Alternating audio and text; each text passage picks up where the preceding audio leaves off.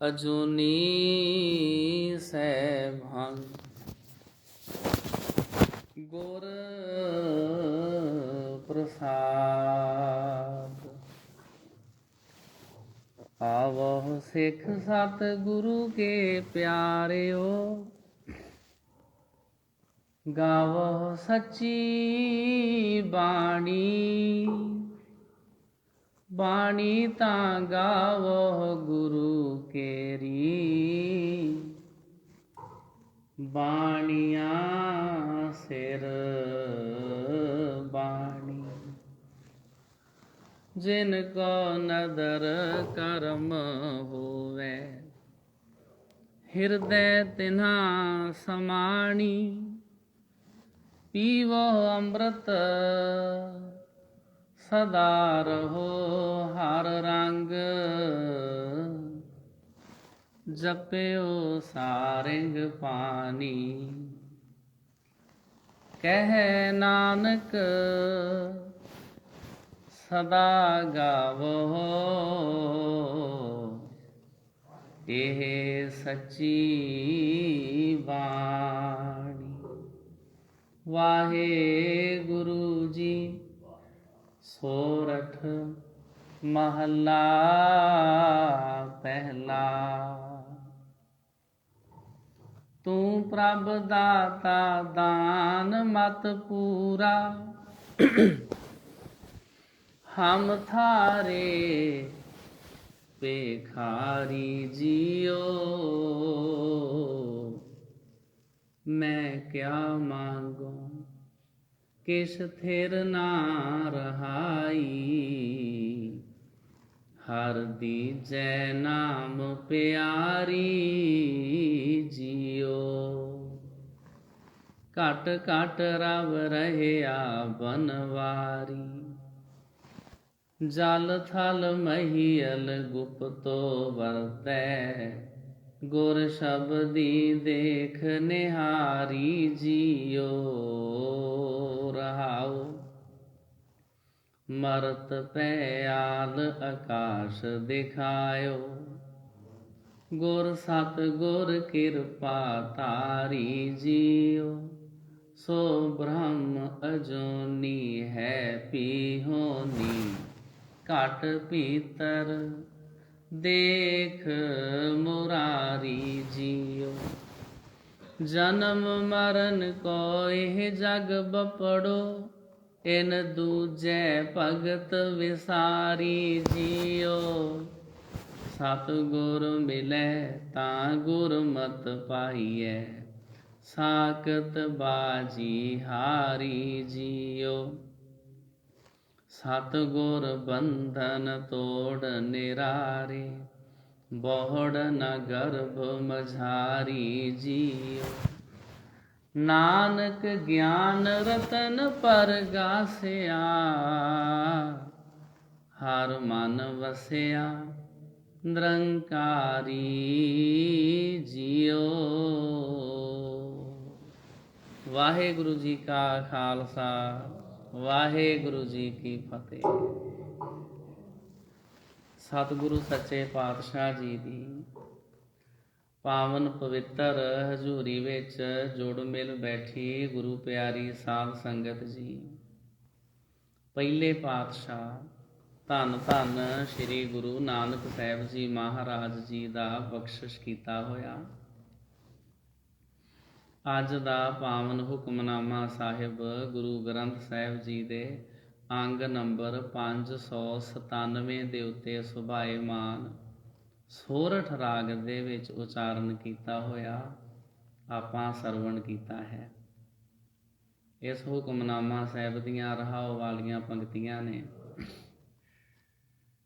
ਘਾਟ ਘਾਟ ਰਵ ਰਹਿਆ ਬਨਵਾਰੀ। ਜਿਹੜਾ ਬਨਵਾਰੀ ਸ਼ਬਦ ਆ, ਇਹ ਰੱਬ ਜੀ ਦਾ ਇੱਕ ਨਾਮ ਆ। ਬਨ ਦਾ ਅਰਥ ਹੁੰਦਾ ਜੰਗਲ।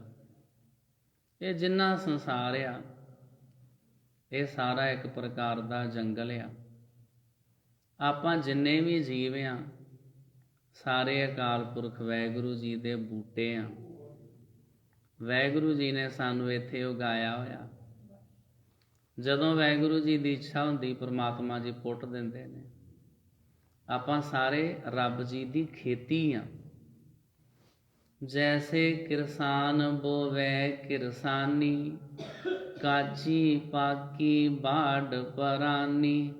ਵਾਹਿਗੁਰੂ ਜੀ ਦੀ ਮਰਜ਼ੀ ਆ ਕਿਹੜੇ ਬੂਟੇ ਰੱਖਣੇ ਆ, ਕਿਹੜੇ ਪੁੱਟਣੇ ਨੇ।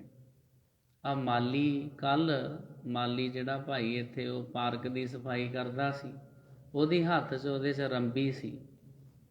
ਜਿਹੜੇ ਬੂਟੇ ਨੂੰ ਰੱਖਣਾ ਚਾਹੁੰਦਾ ਸੀ ਰੱਖੀ ਜਾਂਦਾ ਸੀ, ਜਿਹੜਾ ਉਹਨੂੰ ਲੱਗਦਾ ਸੀ ਵੀ ਇਹ ਕਿਸੇ ਕੰਮ ਦਾ ਨਹੀਂ, ਇਹਦੀ ਬਹਾਰ ਲੰਘ ਗਈ ਆ, ਉਹਨੂੰ ਪੁੱਟ ਕੇ ਸੁੱਟੀ ਜਾਂਦਾ ਸੀ। ਪਰਮਾਤਮਾ ਵੀ ਇਸੇ ਤਰ੍ਹਾਂ ਹੀ ਆ। ਅਸੀਂ ਇਸ ਸੰਸਾਰ ਵਿੱਚ ਬਸ ਪੇੜ ਪੌਦੇ ਬੂਟੇ ਹੀ ਆ।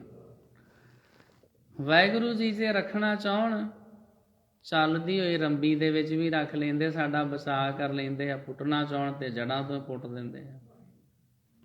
ਵਾਹਿਗੁਰੂ ਜੀ ਦੀ ਮਰਜ਼ੀ ਚੱਲਦੀ ਹੈ।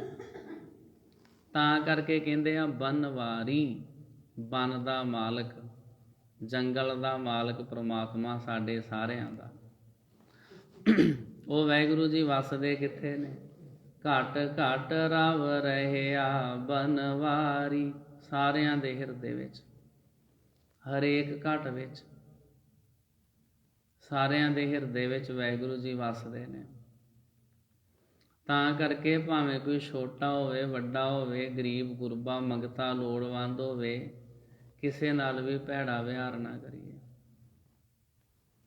ਕਿਸੇ ਦਾ ਦਿਲ ਨਾ ਦੁਖਾਈਏ, ਕਿਸੇ ਦੇ ਦਿਲ ਨੂੰ ਚੋਟ ਨਾ ਪਹੁੰਚਾਈਏ। ਨਹੀਂ ਤੇ ਸਾਰਾ ਕੁਝ ਕਰਦਿਆਂ ਕਰਾਉਂਦਿਆਂ, ਅਰਦਾਸਾਂ ਬੇਨਤੀਆਂ ਕਰਕੇ, ਸਾਰੇ ਕੰਮ ਕਰਕੇ ਵੀ ਸਾਧ ਸੰਗਤ ਜੀ ਕਈ ਵਾਰੀ ਬੁੱਧੂ ਸ਼ਾਹ ਦਾ ਜਿਹੜਾ ਆਵਾ ਵਾ ਉਹ ਕੱਚਾ ਹੀ ਰਹਿ ਜਾਂਦਾ। ਹਰ ਇੱਕ ਨਾਲ ਪਿਆਰ ਵਾਲਾ ਵਿਹਾਰ ਕਰੀਏ। ਰੱਬ ਜੀ ਸਾਰਿਆਂ ਹੀ ਹਿਰਦਿਆਂ ਦੇ ਵਿੱਚ ਵਸਦੇ ਨੇ। ਕਿੱਥੇ ਕਿੱਥੇ ਵਸਦੇ ਹੋਰ? ਜਲ ਥਲ ਮਹੀਅਲ। ਮਹੀ ਕਹਿੰਦੇ ਨੇ ਧਰਤੀ ਨੂੰ, ਅਲ ਕਹਿੰਦੇ ਨੇ ਉੱਤੇ। ਧਰਤੀ ਦੇ ਉੱਤੇ ਵੀ ਵਸਦੇ ਆ, ਭਾਵ ਆਕਾਸ਼ ਦੇ ਵਿੱਚ ਵੀ ਵਸਦੇ ਪਰਮਾਤਮਾ ਜੀ। ਪਾਣੀ ਵਿੱਚ ਵੀ ਵਸਦੇ ਨੇ, ਪਾਣੀ ਵਿੱਚ ਵੀ ਵਸਦੇ। ਜਿੰਨੇ ਜੀਵ ਨੇ ਪਾਣੀ 'ਚ ਰਹਿਣ ਵਾਲੇ, ਵਿਦਵਾਨਾਂ ਦਾ ਮੰਨਣਾ ਪਾਣੀ ਵਿੱਚ 42 ਲੱਖ ਜੀਵ ਰਹਿੰਦੇ ਆ। ਇੱਕ ਅੰਦਾਜ਼ਾ ਲਾਇਆ, ਵੈਸੇ ਅੰਤ ਨਹੀਂ ਕੋਈ। 84 ਲੱਖ ਜੂਨੀਆਂ ਕਹਿੰਦੇ ਨੇ, ਉਹਨਾਂ ਵਿੱਚੋਂ ਹਾਫ ਪਾਣੀ 'ਚ ਨੇ। 42 ਲੱਖ ਜੀ ਜਲ ਮੈਂ ਹੋਤੇ, ਬੀਠਲ ਪਹਿਲਾ ਕਾਏ ਕਰੋ। ਪਾਣੀ ਕਿਹੜਾ ਸੁੱਚਾ, ਉਹਦੇ ਵਿੱਚ ਤੇ 42 ਲੱਖ ਜੀਵ ਰਹਿੰਦੇ ਨੇ। ਵਾਹਿਗੁਰੂ ਪਰਮਾਤਮਾ ਉਹਨਾਂ ਜੀਵਾਂ ਵਿੱਚ ਵਸਦਾ। ਤਾਂ ਕਰਕੇ ਕਹਿ ਲਓ ਪਰਮਾਤਮਾ ਜੀ ਜਲ ਵਿੱਚ ਵੀ ਵਸਦੇ ਨੇ। ਥਲ, ਇਸ ਧਰਤੀ ਉੱਤੇ ਵੀ ਪਰਮਾਤਮਾ ਜੀ ਦਾ ਹੀ ਵਾਸਾ ਹੈ। ਮਹੀਅਲ, ਆਕਾਸ਼ ਦੇ ਵਿੱਚ ਵੀ ਪਰਮਾਤਮਾ ਜੀ ਦਾ ਹੀ ਵਾਸਾ ਹੈ। ਪਰ ਗੁਪਤੋਂ ਹਨ, ਸਾਨੂੰ ਦਿਖਾਈ ਨਹੀਂ ਦਿੰਦੇ। ਸਾਡੀ ਨਜ਼ਰ ਉੱਦਾਂ ਦੀ ਨਹੀਂ ਆ। ਜਿਹਦੀ ਨਜ਼ਰ ਕਮਜ਼ੋਰ ਹੋਵੇ ਉਹਨੂੰ ਓਨਾ ਕੀ ਦਿਖਾਈ ਦੇਣਾ ਜਿੰਨੀ ਕਿਸੇ ਦੀ ਨਜ਼ਰ ਆ। ਜਿਹਦੀ ਨਜ਼ਰ ਤੇਜ਼ ਹੋਵੇ ਉਹਨੂੰ ਜ਼ਿਆਦਾ ਦਿਖਾਈ ਦਿੰਦਾ। ਸਾਡੇ ਸਾਹਮਣੇ ਪ੍ਰਤੱਖ ਉਦਾਹਰਨਾਂ ਨੇ, ਨਿੱਕੇ ਨਿੱਕੇ ਜੀਵ ਨੇ ਜਿਹੜੇ ਅਸੀਂ ਇਹਨਾਂ ਅੱਖਾਂ ਨਾਲ ਵੇਖ ਹੀ ਨਹੀਂ ਸਕਦੇ। ਉਹਨਾਂ ਦੇ ਵਾਸਤੇ ਮਾਈਕਰੋਸਕੋਪ ਦੀ ਜ਼ਰੂਰਤ ਪੈਂਦੀ ਆ। ਸੂਖਮਦਰਸ਼ੀ, ਸੂਖਮ ਜੀਵਾਂ ਨੂੰ ਵੇਖਣ ਵਾਲੀ। ਲੈਬੋਰਟਰੀ 'ਚ ਜਦੋਂ ਟੈਸਟ ਕਰਦੇ ਆ, ਉਹ ਮਸ਼ੀਨਾਂ ਦੀ ਜ਼ਰੂਰਤ ਪੈਂਦੀ ਹੈ। ਸਾਨੂੰ ਤੇ ਇਹ ਜੀਵ ਵੀ ਨਹੀਂ ਦਿਖਾਈ ਦਿੰਦੇ, ਨਿੱਕੇ ਨਿੱਕੇ। ਰੱਬ ਦੇ ਬਣਾਏ ਹੋਏ ਸਾਨੂੰ ਜੀਵ ਨਹੀਂ ਦਿਖਾਈ ਦਿੰਦੇ, ਤੇ ਰੱਬ ਜੀ ਸਾਨੂੰ ਕਿੱਥੇ ਦਿਖਾਈ ਦੇਣੇ? ਉਹ ਤੇ ਬਹੁਤ ਵੱਡੀ ਗੱਲ ਹੈ ਨਾ। ਜਿਸ ਪਰਮਾਤਮਾ ਜੀ ਨੇ ਜੀਵ ਬਣਾਏ ਹਨ, ਸਾਨੂੰ ਤੇ ਉਹ ਜੀਵ ਨਹੀਂ ਦਿਖਾਈ ਦਿੰਦੇ। ਰੱਬ ਜੀ ਸਾਨੂੰ ਆਪਣੇ ਹਿਰਦੇ ਵਿੱਚ ਜਾਂ ਆਲੇ ਦੁਆਲੇ ਜਲ ਥਲ ਮਹੀਅਲ ਪੂਰਿਆ ਰਵਿਆ ਵਿੱਚ ਬਣਾ, ਉਹ ਪਰਮਾਤਮਾ ਜੀ ਕਿੱਥੋਂ ਦਿਖਾਈ ਦੇਣ? ਉਹਨਾਂ ਦੇ ਵਾਸਤੇ ਤੇ ਕੋਈ ਖਾਸ ਯਤਨ ਕਰਨਾ ਪਏਗਾ। ਪਰਮਾਤਮਾ ਜੀ ਇਸ ਤਰ੍ਹਾਂ ਵਸਦੇ ਨੇ ਸਾਡੇ ਅੰਗ ਸੰਗ, ਜਿਵੇਂ ਸਗਲ ਬਨਸਪਤ ਮਹਿ ਬੈ ਸੰਤਰ। ਜਿਵੇਂ ਲੱਕੜਾਂ ਦੇ ਵਿੱਚ ਅੱਗ ਵਸਦੀ ਆ, ਉਹ ਕਿਹੜਾ ਦਿਸਦੀ ਆ, ਪਰ ਲੱਕੜਾਂ ਵਿੱਚ ਹੁੰਦੀ ਤੇ ਹੈ ਨਾ। ਜਦੋਂ ਇੱਕ ਸਾਧਨ ਵਰਤਦੇ ਆ, ਜਦੋਂ ਅੱਗ ਲੱਕੜਾਂ 'ਚੋਂ ਪ੍ਰਗਟ ਹੋ ਜਾਂਦੀ, ਕੋਈ ਲੋਕੀ ਪਹਿਲਾਂ ਪੱਥਰ ਤੇ ਪੱਥਰ ਮਾਰ ਕੇ ਅੱਗ ਬਾਲਦੇ ਸੀ, ਲੱਕੜ ਦੇ ਨਾਲ ਲੱਕੜ ਘਸਾਉਂਦੇ ਸੀ ਤਾਂ ਅੱਗ ਪੈਦਾ ਹੋ ਜਾਂਦੀ ਸੀ, ਪ੍ਰਗਟ ਹੋ ਜਾਂਦੀ ਸੀ। ਵਿੱਚੋਂ ਕੋਈ ਵਿਧੀ ਵਰਤਣੀ ਪੈਂਦੀ ਆ, ਤੇ ਫਿਰ ਮਣਾ ਮੂੰਹੀ ਅੱਗ, ਫਿਰ ਅੱਗ ਦਾ ਅੰਤ ਹੀ ਕੋਈ ਨਹੀਂ। ਕਿੱਥੋਂ ਆ ਗਈ? ਲੱਕੜਾਂ ਦੇ ਵਿੱਚ ਹੀ ਸੀ, ਸਾਨੂੰ ਕੱਢਣੀ ਨਹੀਂ ਆਈ। ਗੁਪਤ ਆ, ਵਾਹਿਗੁਰੂ ਦੇ ਹੁਕਮ 'ਚ ਆ। ਜਿੰਨੀਆਂ ਲੱਕੜਾਂ ਆਲੇ ਦੁਆਲੇ ਵੇਖ ਲਓ, ਨਗਾਰੇ ਦਾ ਸਟੈਂਡ, ਉਹਦੇ ਵਿੱਚ ਤਾਂ ਅੱਗ ਹੈਗੀ ਆ। ਸਟੈਂਡ 'ਚ ਟੇਬਲ ਦੇ ਜਿੰਨੇ ਵੀ ਮੇਜ਼ ਆ ਲੱਕੜ ਦਾ, ਇਸ ਤਰ੍ਹਾਂ ਕੁਛ ਨਹੀਂ ਕਹਿੰਦੀ। ਇਸ ਤਰ੍ਹਾਂ ਲੱਕੜਾਂ ਠੰਡ 'ਚ ਠੰਡੀਆਂ ਹੋ ਜਾਂਦੀਆਂ ਨੇ, ਇਸ ਤਰ੍ਹਾਂ ਨਹੀਂ ਕੁਝ ਹੁੰਦਾ। ਬਸ ਜਦੋਂ ਇਹਨਾਂ ਨੂੰ ਰਗੜੀਏ, ਜਦੋਂ ਕੋਈ ਵਿਧੀ ਵਰਤੀਏ, ਉਦੋਂ ਅੱਗ ਇਹਨਾਂ 'ਚੋਂ ਪ੍ਰਗਟ ਹੋ ਜਾਂਦੀ। ਇਸ ਤਰ੍ਹਾਂ ਭਾਵੇਂ ਕਈ ਸਾਲ ਪਏ ਰਹਿਣ, ਕਈ ਸਾਲ ਪਏ ਰਹਿਣ। ਜੰਗਲਾਂ ਦੇ ਵਿੱਚ ਅੱਗ ਲੱਗ ਜਾਂਦੀ ਆ, ਜ਼ਰੂਰੀ ਥੋੜ੍ਹਾ ਵੀ ਕਿਸੇ ਨੇ ਉੱਥੇ ਮਾਚਿਸ ਦੇ ਨਾਲ ਹੀ ਲਾਉਣੀ ਆ, ਜਾਂ ਕਿਸੇ ਨੇ ਸਿਗਰਟ ਪੀ ਕੇ ਸੁੱਟਣੀ ਆ ਤੇ ਤਾਂ ਲੱਗਣੀ, ਆਪੇ ਵੀ ਲੱਗ ਜਾਂਦੀ ਆ। ਪੁਰਾਣੀਆਂ ਲੱਕੜਾਂ ਪਈਆਂ ਆ, ਬਾਹਰਲੇ ਦੇਸ਼ਾਂ 'ਚ ਤੇ ਜੰਗਲਾਂ 'ਚੋਂ ਲੱਕੜਾਂ ਚੁੱਕਦੇ ਹੀ ਨਹੀਂ। ਫੋਰਨ ਕੰਟਰੀਜ਼ ਦੇ ਜਿਹੜੇ ਜੰਗਲ ਨੇ, ਉਹਨਾਂ 'ਚ ਮੈਂ ਸੈਰ ਕਰਕੇ ਵੇਖੀ ਆ, ਬਸ ਜਿਹੜਾ ਰੁੱਖ ਜਿੱਥੇ ਡਿੱਗਾ ਉੱਥੇ ਡਿੱਗਾ, ਕਿਸੇ ਨੇ ਨਹੀਂ ਚੁੱਕਣਾ। ਉਹ ਲੱਕੜ ਉੱਥੇ ਪਈ ਰਹਿਣੀ, ਸੁੱਕੀਆਂ ਲੱਕੜਾਂ ਪਈਆਂ। ਕੋਈ ਹਵਾ ਹਨੇਰੀ ਚੱਲਦੀ ਆ, ਲੱਕੜ ਨਾਲ ਲੱਕੜਾਂ ਘੱਸਦੀਆਂ, ਵਿੱਚੋਂ ਅੱਗ ਪੈਦਾ ਹੋ ਜਾਂਦੀ ਆ। ਮੁੜ ਕੇ ਕਹਿੰਦੇ ਜੇ ਜੰਗਲਾਂ 'ਚ ਅੱਗ ਲੱਗ ਗਈ ਹੈ, ਜੰਗਲ ਇੰਨੇ ਵੱਡੇ ਆ, ਮੁੜ ਕੇ ਅੱਗ ਉਹ ਸੰਭਾਲੀ ਨਹੀਂ ਜਾਂਦੀ। ਪਰਮਾਤਮਾ ਜੀ ਇਸ ਤਰ੍ਹਾਂ ਵਸਦੇ ਸਾਡੇ 'ਚ, ਜਿੱਦਾਂ ਜੰਗਲ ਦੇ ਵਿੱਚ ਲੱਕੜਾਂ ਦੇ ਵਿੱਚ ਜਿੱਦਾਂ ਅੱਗ ਵਸਦੀ ਆ। ਸਗਲ ਬਨਸਪਤ ਮਹਿ ਬੈ ਸੰਤਰ, ਸਗਲ ਦੂਧ ਮਹਿ ਘੀਆ। ਜਿਵੇਂ ਦੁੱਧ ਦੇ ਵਿੱਚ ਘਿਓ ਵਸਦਾ ਵਾ, ਵੈਸੇ ਤੇ ਨਹੀਂ ਮਹਿਸੂਸ ਹੁੰਦਾ, ਵੈਸੇ ਨਹੀਂ ਨਿਕਲਦਾ ਐਵੇਂ। ਦੁੱਧ ਵਿੱਚੋਂ ਘਿਓ ਕੱਢਣ ਦੀ ਵੀ ਤੇ ਵਿਧੀ ਹੈ, ਸਿੱਧਾ ਨਹੀਂ ਐਵੇਂ ਵੀ ਦੁੱਧ ਦਾ ਗਲਾਸ ਹੋਵੇ ਦੇ ਵਿੱਚੋਂ ਕੋਈ ਹੱਥ ਪਾਵੇ ਤੇ ਆਖੇ ਲਓ ਜੀ ਆ ਘਿਓ ਨਿਕਲ ਆਇਆ, ਇੱਦਾਂ ਨਹੀਂ ਨਿਕਲਦਾ। ਉਹਦੇ ਵਾਸਤੇ ਵਿਧੀ ਵਰਤਣੀ ਪੈਂਦੀ ਆ। ਪਹਿਲਾਂ ਉਹਨੂੰ ਗਰਮ ਕਰੋ, ਨੋਰਮਲ ਟੈਂਪਰੇਚਰ 'ਤੇ ਆਵੇ, ਫਿਰ ਉਹਨੂੰ ਜਾਗ ਲਾਓ ਦਹੀਂ ਦੀ, ਫਿਰ ਉਹਦੇ ਵਿੱਚ ਵਿਸ਼ਾਣੂ ਬਹੁਤ ਜ਼ਿਆਦਾ ਵੱਧ ਜਾਣ, ਕੀੜੇ ਵੱਧ ਜਾਂਦੇ ਆ, ਫਿਰ ਉਹ ਦਹੀਂ ਬਣ ਜਾਂਦਾ। ਫਿਰ ਉਹਨੂੰ ਰਿੜਕਦੇ ਆ, ਫਿਰ ਉਹਦੇ 'ਚੋਂ ਮੱਖਣ ਨਿਕਲਦਾ, ਮੱਖਣ ਤੋਂ ਫਿਰ ਘਿਓ ਬਣਾ ਲੈਂਦੇ ਆ। ਉਹਦੇ ਵਿੱਚ ਫਿਰ ਹੋਰ ਜੋ ਵੀ ਪਸ਼ੂਆਂ ਦੀ ਚਰਬੀ ਤੋਂ ਲੈ ਕੇ ਜੋ ਵੀ ਮਿਲਾਉਣਾ ਹੋਵੇ ਮਿਲਾ ਦਿੰਦੇ, ਫਿਰ ਨਕਲੀ ਘਿਓ ਬਣ ਜਾਂਦਾ। ਇਸ ਤਰ੍ਹਾਂ ਦੇਸੀ ਘਿਓ ਬਣਾਉਣ ਵਾਸਤੇ ਤਰੀਕਾ ਵਰਤਣਾ ਹੀ ਪੈਂਦਾ ਨਾ। ਜਿਵੇਂ ਦੁੱਧ ਦੇ ਵਿੱਚ ਘਿਓ ਵਸਦਾ, ਇਸੇ ਤਰ੍ਹਾਂ ਅਕਾਲ ਪੁਰਖ ਵਾਹਿਗੁਰੂ ਜੀ ਸਾਡੇ 'ਚ ਵਸਦੇ ਨੇ। ਸੰਗਤ ਕਰਦੇ ਰਹੀਏ, ਗੁਰੂ ਜੀ ਦੇ ਗੁਣ ਗਾਉਂਦੇ ਰਹੀਏ, ਵਡਿਆਈਆਂ ਕਰਦੇ ਰਹੀਏ, ਸਾਨੂੰ ਫਿਰ ਭਾਸਣ ਲੱਗ ਜਾਂਦਾ, ਸਾਨੂੰ ਫਿਰ ਜਾਪਣ ਲੱਗ ਜਾਂਦਾ। ਦੁੱਧ ਦੇ ਉੱਤੇ ਨਿੱਕੀ ਨਿੱਕੀ ਕਣੀ, ਨਿੱਕੇ ਨਿੱਕੇ ਦਾਣੇ ਘਿਓ ਦੇ ਦਿਖਾਈ ਦੇਣ ਲੱਗ ਜਾਂਦੇ ਆ। ਫਿਰ ਮਾਤਾਵਾਂ ਦੁੱਧ ਰਿੜਕਣਾ ਬੰਦ ਕਰ ਦਿੰਦੀਆਂ, ਉਹ ਕਹਿੰਦੀਆਂ ਵੀ ਬਸ ਹੁਣ ਐਨ ਮੱਖਣ ਆਉਣ 'ਤੇ ਤਿਆਰ ਆ, ਹੁਣ ਬੰਦ ਕਰ ਦਿਓ, ਹੋਰ ਨਹੀਂ ਰਿੜਕਣ ਦੀ ਜ਼ਰੂਰਤ। ਇਸੇ ਤਰ੍ਹਾਂ ਰੱਬ ਦੇ ਪਿਆਰਿਆਂ ਨੂੰ ਮਹਿਸੂਸ ਹੋਣ ਲੱਗ ਜਾਂਦਾ ਵੀ ਪਰਮਾਤਮਾ ਜੀ ਮੇਰੇ ਅੰਦਰ ਹੀ ਨੇ। ਹੁਣ ਕਿਧਰੋਂ ਬਾਹਰ ਜਾਣ ਦੀ ਜ਼ਰੂਰਤ ਨਹੀਂ ਹੈ। ਘਟ ਘਟ ਰਵ ਰਹਿਆ ਬਨਵਾਰੀ, ਜਲ ਥਲ ਮਹੀਅਲ ਗੁਪਤੋ ਵਰਤੈ, ਗੁਰ ਸ਼ਬਦੀ ਦੇਖ ਨਿਹਾਰੀ ਜੀਓ। ਗੁਰੂ ਦੀ ਜੀ ਦੇ ਸ਼ਬਦ ਦੁਆਰਾ ਦਿਖਾਈ ਦਿੰਦਾ। ਇਹ ਸਾਰੀ ਸੋਝੀ ਗੁਰੂ ਸਾਹਿਬ ਜੀ ਦੇ ਸ਼ਬਦ ਦੁਆਰਾ ਸਾਨੂੰ ਆਉਂਦੀ ਆ। ਰਹਾਓ, ਫਿਰ ਸਾਡੀ ਸਾਰੀ ਭਟਕਣਾ ਖਤਮ ਹੋ ਜਾਂਦੀ ਆ। ਫਿਰ ਸਾਨੂੰ ਸਾਧ ਸੰਗਤ ਜੀ ਕਿਤੇ ਵੀ ਜਾਣ ਦੀ ਜ਼ਰੂਰਤ ਨਹੀਂ ਰਹਿੰਦੀ। ਫਿਰ ਜਿਹੜੀ ਭਜਨ ਅੱਠ ਆ ਨਾ, ਮੈਂ ਫਲਾਨੀ ਥਾਂ 'ਤੇ ਦਰਸ਼ਨ ਕਰ ਆਵਾਂ, ਮੈਂ ਉੱਥੇ ਜਾ ਆਵਾਂ, ਸਭ ਖਤਮ। ਫਿਰ ਤੇ ਬਸ ਮਨੁੱਖ ਦੇ ਵਿੱਚ ਨਾ ਜੀ ਟਿਕਾਓ ਆ ਜਾਂਦਾ, ਟਿਕ ਜਾਂਦਾ ਏ। ਉਹਨੂੰ ਮਹਿਸੂਸ ਹੋਣ ਲੱਗ ਜਾਂਦਾ ਵੀ ਬਸ ਹੁਣ ਤੇ ਮੱਖਣ ਨਿਕਲਣ ਹੀ ਵਾਲਾ, ਹੁਣ ਹੋਰ ਰਿੜਕਣ ਦੀ ਜ਼ਰੂਰਤ ਨਹੀਂ ਹੈ। ਇਸ ਤਰ੍ਹਾਂ ਪਰਮਾਤਮਾ ਜੀ ਹੁਣ ਹਿਰਦੇ ਦੇ ਵਿੱਚ ਹੀ ਨੇ। ਊਹਾਂ ਤੋਂ ਜਾਈਏ ਜੋ ਈਹਾਂ ਨਾ ਹੋਏ। ਉੱਥੇ ਤਾਂ ਜਾਈਏ ਜੇ ਪਰਮਾਤਮਾ ਜੀ ਇੱਥੇ ਨਾ ਹੋਣ। ਵਾਹਿਗੁਰੂ ਜੀ ਤੇ ਇੱਥੇ ਮੇਰੇ ਕੋਲ ਹੀ ਨੇ। ਰਹਾਓ, ਇਹ ਆ ਸ਼ਬਦ ਦਾ ਕੇਂਦਰੀ ਭਾਵ, ਸ਼ਬਦ ਦਾ ਸੈਂਟਰਲ ਆਈਡੀਆ। ਵਾਹਿਗੁਰੂ ਜੀ ਮੇਰੇ ਅੰਗ ਸੰਗ ਹੀ ਹਨ। ਸ਼ਬਦ ਦਾ ਪਹਿਲਾ ਬੰਦ। ਤੂੰ ਪ੍ਰਭ ਦਾਤਾ ਦਾਨ ਮਤ ਪੂਰਾ, ਹਮ ਥਾਰੇ ਭੇਖਾਰੀ ਜੀਓ। ਤੁਸੀਂ ਪ੍ਰਭੂ ਜੀ ਦਾਤਾ ਹੋ, ਪੂਰਾ ਦਾਨ ਬਖਸ਼ਿਸ਼ ਕਰਨ ਵਾਲੇ ਹੋ। ਮਤ ਦਾ ਦਾਨ ਵੀ ਬਖਸ਼ਿਸ਼ ਕਰਦੇ ਹੋ। ਜਿੱਦਾਂ ਦਾ ਰੱਬ ਜੀ ਦੇ ਕੋਲੋਂ ਦਾਨ ਮੰਗੀਏ ਵਾਹਿਗੁਰੂ ਜੀ ਉੱਦਾਂ ਦੇ ਦੇ ਦਿੰਦੇ ਆ। ਜਿੱਦਾਂ ਦੀ ਸਾਡੀ ਰਿਕੁਆਇਰਮੈਂਟ ਹੋਵੇ ਉੱਦਾਂ ਦਾ ਦਾਨ ਮਿਲਣਾ।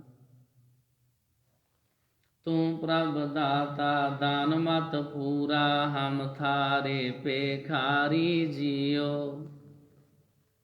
ਮੈਂ ਕਿਆ ਮੰਗੋ ਕਿਛ ਥਿਰ ਨਾ ਰਹਾਈ, ਹਰ ਦੀਜੈ ਨਾਮ ਪਿਆਰੀ ਜੀਓ।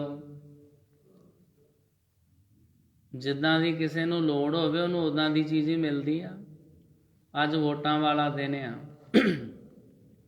ਜਿਹਨੇ ਕਿਹਾ ਜੀ ਸਾਨੂੰ ਸ਼ਰਾਬ ਦੀ ਬੋਤਲ ਦੇ ਦਿਓ, ਉਹਨਾਂ ਦੇ ਘਰ ਅਗਲਿਆਂ ਨੇ ਸ਼ਰਾਬ ਪਹੁੰਚਾਤੀ ਆ।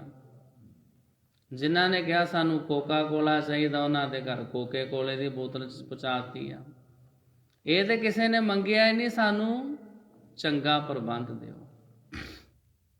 ਚੰਗੀਆਂ ਪੱਕੀਆਂ ਗਲੀਆਂ ਨਾਲੀਆਂ, ਸਾਫ ਸਫਾਈ, ਵਧੀਆ ਪ੍ਰਸ਼ਾਸਨ, ਇਹੋ ਜਿਹੀਆਂ ਚੀਜ਼ਾਂ ਮੰਗੋਗੇ ਤੁਹਾਨੂੰ ਨੇਤਾ ਲੋਕ ਇੱਦਾਂ ਦੀਆਂ ਦੇ ਦੇਣਗੇ। ਸ਼ਰਾਬ ਮੰਗੋਗੇ ਸ਼ਰਾਬ ਮਿਲ ਜਾਏਗੀ। ਇਸੇ ਤਰ੍ਹਾਂ ਰੱਬ ਜੀ ਨੇ, ਰੱਬ ਜੀ ਦੇ ਕੋਲੋਂ ਜੋ ਮੰਗੋਗੇ ਰੱਬ ਜੀ ਉਹੀ ਦੇਣਗੇ। ਮੁਕਤੀ ਨਹੀਂ ਚਾਹੀਦੀ ਤਾਂ ਮੁਕਤੀ ਰੱਬ ਜੀ ਕਿਵੇਂ ਦੇ ਦੇਣ। ਇੱਕ ਬੰਦਾ ਸੀ, ਉਹ ਸਾਧ ਸੰਗਤ ਜੀ ਸ਼ਰਾਬ ਪੀਂਦਾ ਸੀ। ਸਾਖੀ ਬੜੀ ਪੁਰਾਣੀ ਹੈ। ਇੱਕ ਲੇਟੈਸਟ ਸਾਖੀ, ਨਵੀਂ ਸਾਖੀ ਆ, ਸਚਾਈ ਆ। ਅਸੀਂ ਨਾ ਜੀ ਸਵੇਰੇ ਜਦੋਂ 4:30 ਵਜੇ ਨਿਤਨੇਮ ਸ਼ੁਰੂ ਕਰਨਾ, ਚੰਡੀਗੜ੍ਹ ਗੁਰਦੁਆਰਾ ਬਾਗ ਸ਼ਹੀਦਾਂ ਸੈਕਟਰ 44 'ਚ ਮੈਂ ਨਿਤਨੇਮ ਸ਼ੁਰੂ ਕਰਨਾ। ਉਧਰੋਂ ਇੱਕ ਸ਼ਰਾਬੀ ਬੰਦੇ ਨੇ ਆਣ ਕੇ ਗੋਲਕ ਦੇ ਸਾਹਮਣੇ ਖਲੋ ਜਾਣਾ। ਉਹਨੇ ਆਣ ਕੇ ਗਾਲਾਂ ਕੱਢਣ ਲੱਗ ਜਾਣੀਆਂ ਗੁਰਦੁਆਰੇ 'ਚ ਸਵੇਰੇ ਸਵੇਰ। ਹੋਰ ਤੇ ਕੋਈ ਬਹੁਤੀ ਸੰਗਤ ਹੁੰਦੀ ਨਹੀਂ ਸੀ। ਉਹਨੇ ਆਣ ਕੇ ਬੋਲੀ ਜਾਣਾ, ਕਦੇ ਕੁਝ। ਆਪਾਂ ਆਪਣੀ ਰੂਟੀਨ 'ਚ ਪਾਠ ਕਰੀ ਜਾਣਾ ਵੀ ਜਿਹੜਾ ਸੇਵਾਦਾਰ ਆਪੇ ਉਹਨੂੰ ਚੁੱਪ ਕਰਾਏਗਾ, ਢਾਏਗਾ, ਉਹਨੂੰ ਇਸ਼ਾਰਾ ਕਰਨਾ ਬਹਿ ਜਾ, ਉਹਨੇ ਸਗੋਂ ਹੋਰ ਬੋਲਣਾ। ਚਲੋ ਸਮਾਂ ਲੰਘਦਾ ਗਿਆ, ਸਮਾਂ ਲੰਘਦਾ ਗਿਆ। ਕਈ ਦਿਨ ਹੋ ਗਏ ਉਹ ਗੁਰਦੁਆਰੇ ਆਇਆ ਹੀ ਨਾ। ਕਿੰਨੇ ਦਿਨ ਲੰਘ ਗਏ। ਮੈਂ ਸੋਚਿਆ ਵੀ ਸ਼ਾਇਦ ਕਿਧਰੇ ਵਾਂਢੇ ਚਲਿਆ ਗਿਆ ਹੋਣਾ। ਭਾਵੇਂ ਗਾਲਾਂ ਹੀ ਕੱਢਦਾ ਸੀ, ਆਉਂਦਾ ਤੇ ਰੋਜ਼ ਸੀ ਨਾ।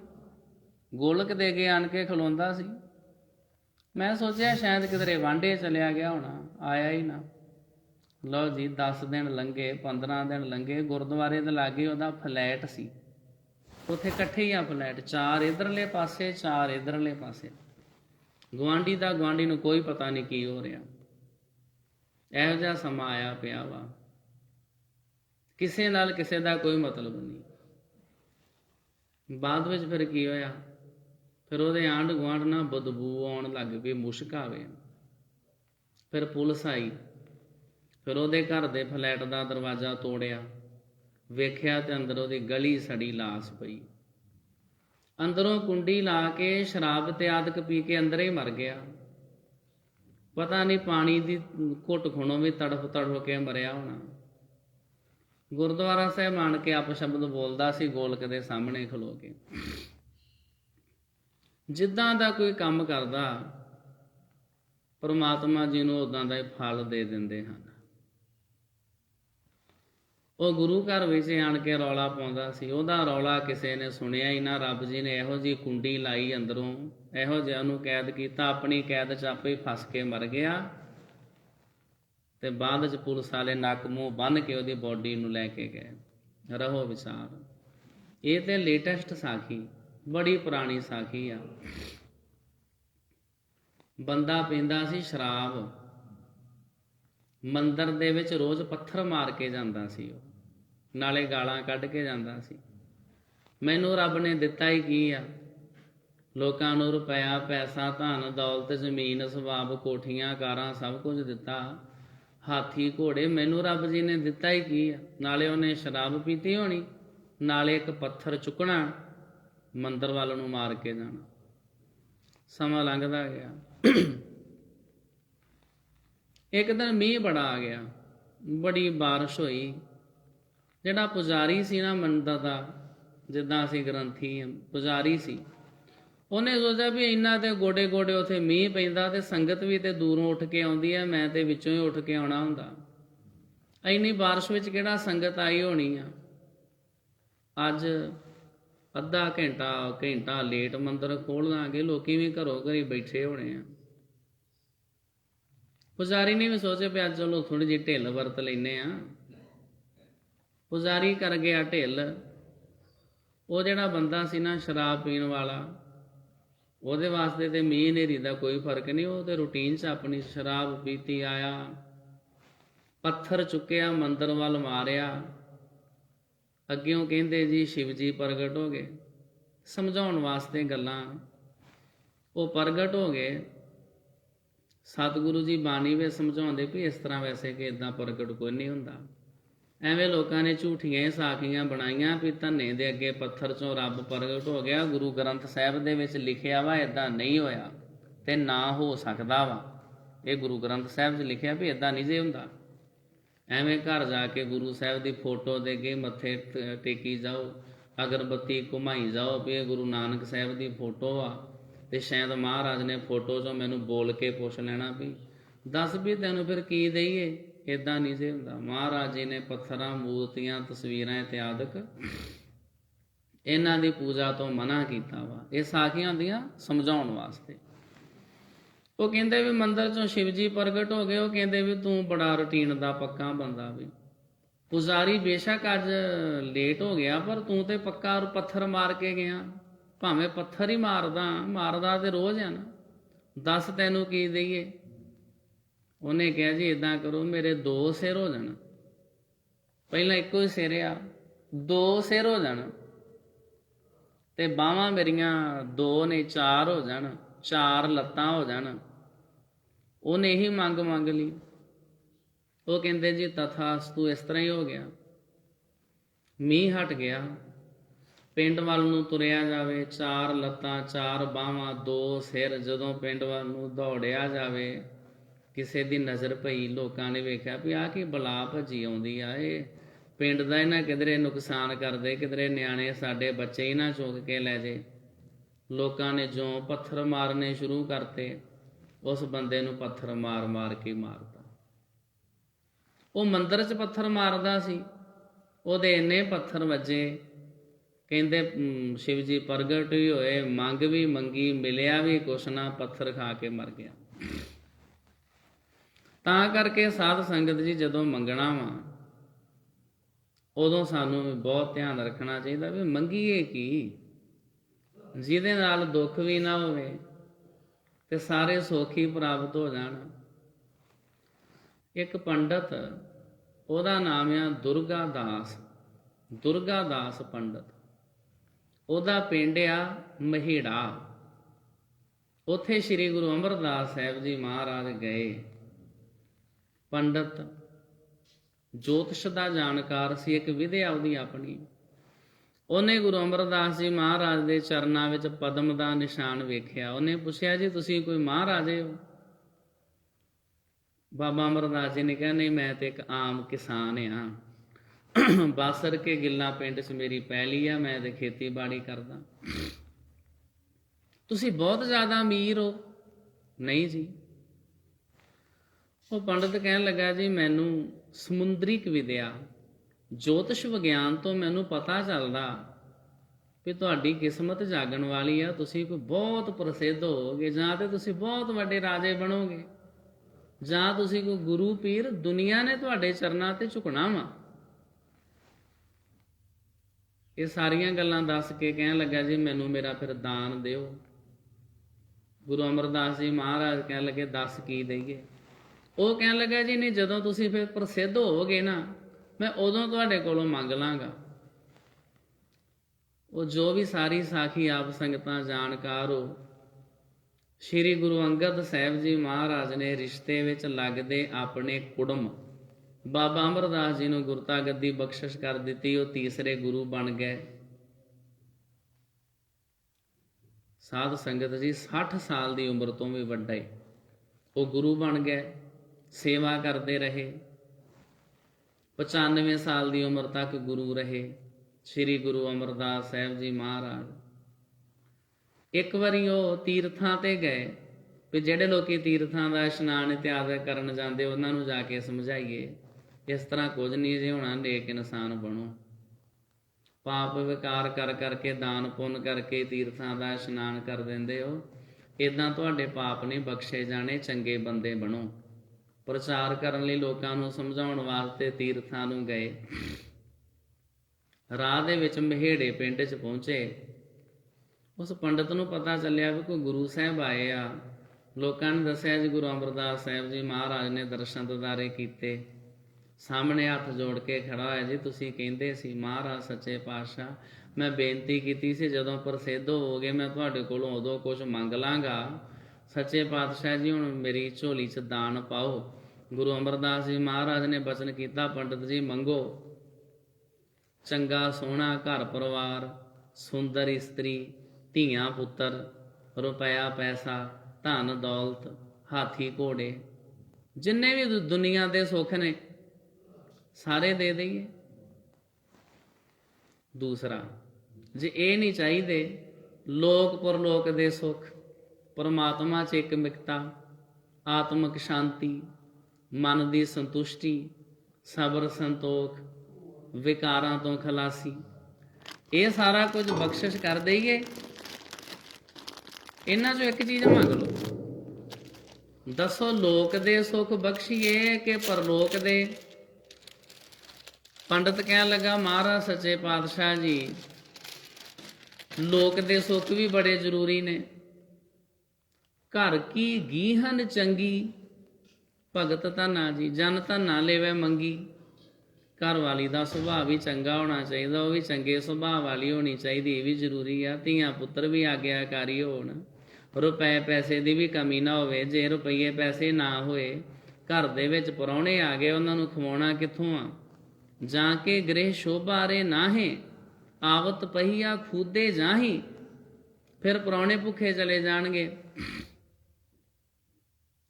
ਇਸ ਵਾਸਤੇ ਦੁਨਿਆਵੀ ਸੁੱਖ ਵੀ ਮਹਾਰਾਜ ਸਾਰੇ ਚਾਹੀਦੇ ਨੇ। ਤੇ ਜੇ ਤੁਸੀਂ ਦੁਨਿਆਵੀ ਸੁੱਖ ਹੀ ਦੇ ਦਿੱਤੇ, ਪਰਲੋਕ ਨਾ ਸਵਰਿਆ, ਜੇ ਮਨ ਨੂੰ ਹੀ ਸ਼ਾਂਤੀ ਨਾ ਹੋਈ, ਦੁਨਿਆਵੀ ਸੁੱਖ ਕੀ ਕਰਨੇ ਆ ਜੇ ਬੰਦਾ ਤੜਪਦਾ ਹੀ ਰਿਹਾ, ਜੇ ਬੰਦਾ ਡਿਪਰੈਸ਼ਨ 'ਚ ਰਿਹਾ, ਚਿੰਤਾ ਪਰੇਸ਼ਾਨੀਆਂ ਦੇ ਵਿੱਚ ਹੀ ਰਿਹਾ, ਰੁਪਇਆ ਪੈਸਾ ਧਨ ਦੌਲਤ, ਇੰਨਾ ਵੱਡੀ ਕੋਠੀ ਪਾ ਕੇ ਮਹਿੰਗਾ ਬੈੱਡ ਖਰੀਦ ਕੇ ਉੱਤੇ ਲੰਮਾ ਪੈ ਗਿਆ, ਜੇ ਨੀਂਦ ਹੀ ਨਾ ਆਈ ਤੇ ਕੀ ਕਰਨੀਆਂ ਕੋਠੀਆਂ ਕਾਰਾਂ? ਅੰਦਰ ਦੀ ਸ਼ਾਂਤੀ ਵੀ ਤੇ ਚਾਹੀਦੀ ਹੈ ਨਾ, ਅੰਦਰੋਂ ਵੀ ਸਕੂਨ ਹੋਣਾ ਚਾਹੀਦਾ। ਤਾਂ ਕਰਕੇ ਸੱਚੇ ਪਾਤਸ਼ਾਹ ਜੀ ਬੇਨਤੀ ਇਸ ਤਰ੍ਹਾਂ ਵੀ ਇੱਕ ਪਾਸੇ ਦੇ ਨਹੀਂ, ਜੇ ਕਿਰਪਾ ਕਰਨੀ ਆ ਤੇ ਦੋਵੇਂ ਸੁੱਖ ਦਿਓ, ਲੋਕ ਪਰਲੋਕ ਦੇ ਸੁੱਖ ਬਖਸ਼ੋ। ਜੇ ਅੰਦਰ ਜਾਵਾਂ ਹਿਰਦੇ ਵਿੱਚ, ਅੰਦਰ ਹਿਰਦਾ ਰੂਪੀ ਕਮਲ ਦਾ ਫੁੱਲ ਖਿੜਿਆ ਹੋਵੇ, ਅੰਦਰ ਵੀ ਸਹਿਜ ਸੰਤੋਖ, ਸਬਰ, ਸ਼ਾਂਤੀ, ਖੁਸ਼ੀ, ਖੇੜਾ, ਮਲ੍ਹਾਰ, ਆਨੰਦ, ਅੰਦਰ ਵੀ ਆਨੰਦ ਨਾਲ ਭਰਿਆ ਹੋਵੇ। ਤੇ ਜੇ ਗੁਰੂ ਸਾਹਿਬ ਜੀ ਅੰਦਰੋਂ ਨਿਕਲ ਕੇ ਆਵਾਂ ਬਾਹਰ ਵੀ ਆਨੰਦ ਹੀ ਆਨੰਦ ਹੋਵੇ। ਸਤਿਗੁਰੂ ਜੀ ਐਸੀ ਕਿਰਪਾ ਕਰੋ। ਗੁਰੂ ਅਮਰਦਾਸ ਜੀ ਮਹਾਰਾਜ ਕਹਿਣ ਲੱਗੇ ਠੀਕ ਆ, ਪਰਮਾਤਮਾ ਜੀ ਦੁਰਗਾ ਦਾਸ ਪੰਡਤ ਜੀ ਤੁਹਾਡੇ ਤੇ ਕਿਰਪਾ ਕਰਨ, ਤੁਹਾਨੂੰ ਦੋਨਾਂ ਲੋਕਾਂ ਦੇ ਸੁੱਖ ਬਖਸ਼ੇ। ਇੱਕ ਸਾਖੀ ਇਸ ਤਰ੍ਹਾਂ ਦੀ ਹੋਰ ਆਉਂਦੀ ਹੈ ਬਾਬਾ ਕਬੀਰ ਜੀ ਦੇ ਜੀਵਨ 'ਚ। ਉਹ ਸਾਖੀ ਇਸ ਤਰ੍ਹਾਂ ਬਣੀ ਹੈ। ਕਹਿੰਦੇ ਵੀ ਬਾਬਾ ਕਬੀਰ ਸਾਹਿਬ ਜੀ ਦੇ ਘਰ ਵਿੱਚ ਅੱਤ ਦੀ ਗਰੀਬੀ ਸੀ, ਪਰ ਉਹ ਗਰੀਬੀ ਵਿੱਚ ਵੀ ਸੰਤੁਸ਼ਟ ਸੀ, ਆਨੰਦ 'ਚ। ਗਰੀਬ ਸਨ ਤੇ ਕਾਂਛੀ ਰਹਿੰਦੇ ਸੀ। ਕਾਂਛੀ ਲੋਕਾਂ ਦੀ ਆਵਾਜਾਈ ਬਹੁਤ ਆ, ਪਹਿਲਾਂ ਵੀ ਆਪਾਂ ਇੱਕ ਦਿਨ ਜ਼ਿਕਰ ਕੀਤਾ ਸੀ। ਉੱਥੇ ਯਾਤਰੂ ਬਹੁਤ ਆਉਂਦੇ ਆ, ਤਾਂ ਕਰਕੇ ਕਮਰਿਆਂ ਦੀ ਵੀ ਮੁਸ਼ਕਲ ਹੁੰਦੀ ਆ ਜਦੋਂ ਇੰਨੇ ਜਣੇ ਆਉਂਦੇ ਆ। ਕਈ ਵਾਰੀ ਲੋਕੀ ਦੂਰੋਂ ਦੂਰੋਂ ਫੋਨ ਕਰਦੇ ਆ, ਮੈਨੂੰ ਵੀ ਫੋਨ ਆ ਜਾਂਦੇ। ਮੈਂ ਸੋਚਦਾ ਵੀ ਇਹ ਤੇ ਬੜੇ ਸਾਲ ਬਾਅਦ ਫੋਨ ਆਇਆ, ਅੱਗੋਂ ਪਿੱਛੋਂ ਤੇ ਕਦੇ ਨਹੀਂ। ਫਤਿਹ ਬੁਲਾਈ ਦੀ, ਹਾਂਜੀ ਦੱਸੋ। ਉਹ ਪੁੱਛਦੇ ਜੀ ਤੁਹਾਡੇ ਉੱਥੇ ਕੋਈ ਦਰਬਾਰ ਸਾਹਿਬ ਨਹੀਂ ਹੈ ਜਾਣ ਪਛਾਣ? ਮੈਂ ਕਿਹਾ ਜੀ ਦੱਸੋ। ਉਹ ਕਮਰਾ ਚਾਹੀਦਾ ਸੀ। ਮੈਂ ਕਿਹਾ ਇਹੋ ਜਿਹੀ ਜਾਣ ਪਛਾਣ ਤੇ ਮੇਰੀ ਕੋਈ ਨਹੀਂ ਹੈ, ਮੈਂ ਤੇ ਆਪ ਗਿਆ ਸੀ ਬੱਚੇ ਲੈ ਕੇ ਉੱਥੇ 2 ਘੰਟੇ ਉੱਥੇ ਦੀਵਾਨ ਵਾਲ ਮੰਜੀ ਹਾਲ 'ਚ ਲੰਮੇ ਪੈ ਗਏ, ਲੋਈ ਕੋਲ ਸੀ। ਸਵੇਰੇ ਉੱਠ ਕੇ ਦਰਸ਼ਨ ਇਸ਼ਨਾਨ ਕੀਤੇ, ਘਰ ਨੂੰ ਵਾਪਸ ਆ ਗਏ। ਉੱਥੇ ਦਰਸ਼ਨ ਇਸ਼ਨਾਨ ਕਰਨ ਜਾਣਾ ਕਿ ਉੱਥੇ ਸੌਣ ਜਾਣਾ? ਇਹੋ ਜਿਹੀਆਂ ਜਾਣਾ ਪਛਾਣਾ ਕਾਹਦੇ ਵਾਸਤੇ? ਕਮਰਾ ਕਾਹਦੇ ਲਈ ਚਾਹੀਦਾ? ਹੋਏਗਾ ਮਿਲ ਜਾਏਗਾ, ਨਹੀਂ ਤੇ ਦਰਸ਼ਨ ਦਿਦਾਰੇ ਕਰੋ, ਸਰੋਵਰ 'ਚ ਇਸ਼ਨਾਨ ਕਰੋ, ਕੀਰਤਨ ਸੁਣੋ, ਲੰਗਰ ਛਕੋ, ਸੇਵਾ ਕਰੋ, ਵਾਪਸ ਘਰ ਨੂੰ ਆ ਜਾਓ। ਜਿਹੜੇ ਵੱਡੇ ਸਥਾਨ ਉੱਥੇ ਸਾਰਿਆਂ ਨੂੰ ਕਮਰੇ ਮੁਹੱਈਆ ਅਵੇਲੇਬਲ ਨਹੀਂ ਕਰਵਾਏ ਜਾ ਸਕਦੇ, ਇਹ ਮਜਬੂਰੀ ਹੁੰਦੀ ਹੈ ਇੱਕ। ਰਹੋ ਵਿਚਾਰ। ਉਹ ਹੁਣ ਕਾਂਛੀ ਵਿੱਚ ਇੰਨੇ ਕਮਰੇ ਕਿੱਥੋਂ ਆਉਣ? ਉੱਥੇ ਤੇ ਸਾਰੇ ਦੇਸ਼ ਦੇ ਲੋਕੀ ਜਾਂਦੇ ਸੀ। ਬਾਬਾ ਕਬੀਰ ਸਾਹਿਬ ਜੀ ਵੀ ਉੱਥੇ ਰਹਿੰਦੇ ਸੀ। ਕਈ ਵਾਰੀ ਲੋਕਾਂ ਨੇ ਮਖੌਲ ਕਰਕੇ ਆਏ ਗਏ ਲੋਕਾਂ ਨੂੰ ਕਿਹਾ ਕਰਨਾ, ਤੁਸੀਂ ਇੱਦਾਂ ਕਰੋ ਜੀ, ਬਾਬਾ ਕਬੀਰ ਜੀ ਦੇ ਘਰ ਚਲੇ ਜਾਓ। ਤੇ ਬਾਬਾ ਕਬੀਰ ਜੀ ਦਾ ਘਰ ਤੇ ਉਹੀ 2 ਕੱਚੇ ਕੋਠੇ, ਨਾ ਪੂਰਾ ਰਾਸ਼ਨ ਪਾਣੀ। ਤਾਂ ਬਾਬਾ ਕਬੀਰ ਸਾਹਿਬ ਨੇ ਫਿਰ ਕੀ ਕਰਿਆ ਕਰਨਾ ਵੀ ਘਰਦਿਆਂ ਨੂੰ ਕਿਹਾ ਕਰਨਾ, ਤੁਸੀਂ ਇੱਦਾਂ ਕਰੋ, ਛੋਲੇ ਚੱਬ ਕੇ ਗੁਜ਼ਾਰਾ ਕਰ ਲਓ। ਜਿਹੜੇ ਆਏ ਹੋਏ ਰੱਬ ਦੇ ਪਿਆਰੇ, ਜਿਹੜੀਆਂ ਰੋਟੀਆਂ ਪਕਾਈਆਂ ਇਹਨਾਂ ਨੂੰ ਖਵਾ ਦਿਓ, ਇਹਨਾਂ ਨੂੰ ਪ੍ਰਸ਼ਾਦਾ ਪਾਣੀ ਦਾਲ ਸਬਜ਼ੀ ਛਕਾ ਦਿਓ, ਆਪਣੇ ਵਾਸਤੇ ਚੌਲ ਬਣਾ ਲਓ, ਆਪਾਂ ਉਹ ਖਾ ਲਾਂਗੇ। ਜਿਹੜੇ ਆਏ ਹੋਏ ਰੱਬ ਦੇ ਪਿਆਰੇ ਸੰਤ ਮਹਾਂਪੁਰਸ਼ ਨੇ, ਉਹਨਾਂ ਨੂੰ ਮੰਜਿਆਂ ਦੇ ਉੱਤੇ ਸਵਾ ਦਿਓ, ਆਪਾਂ ਭੁੰਜੇ ਸੌ ਜਾਵਾਂਗੇ।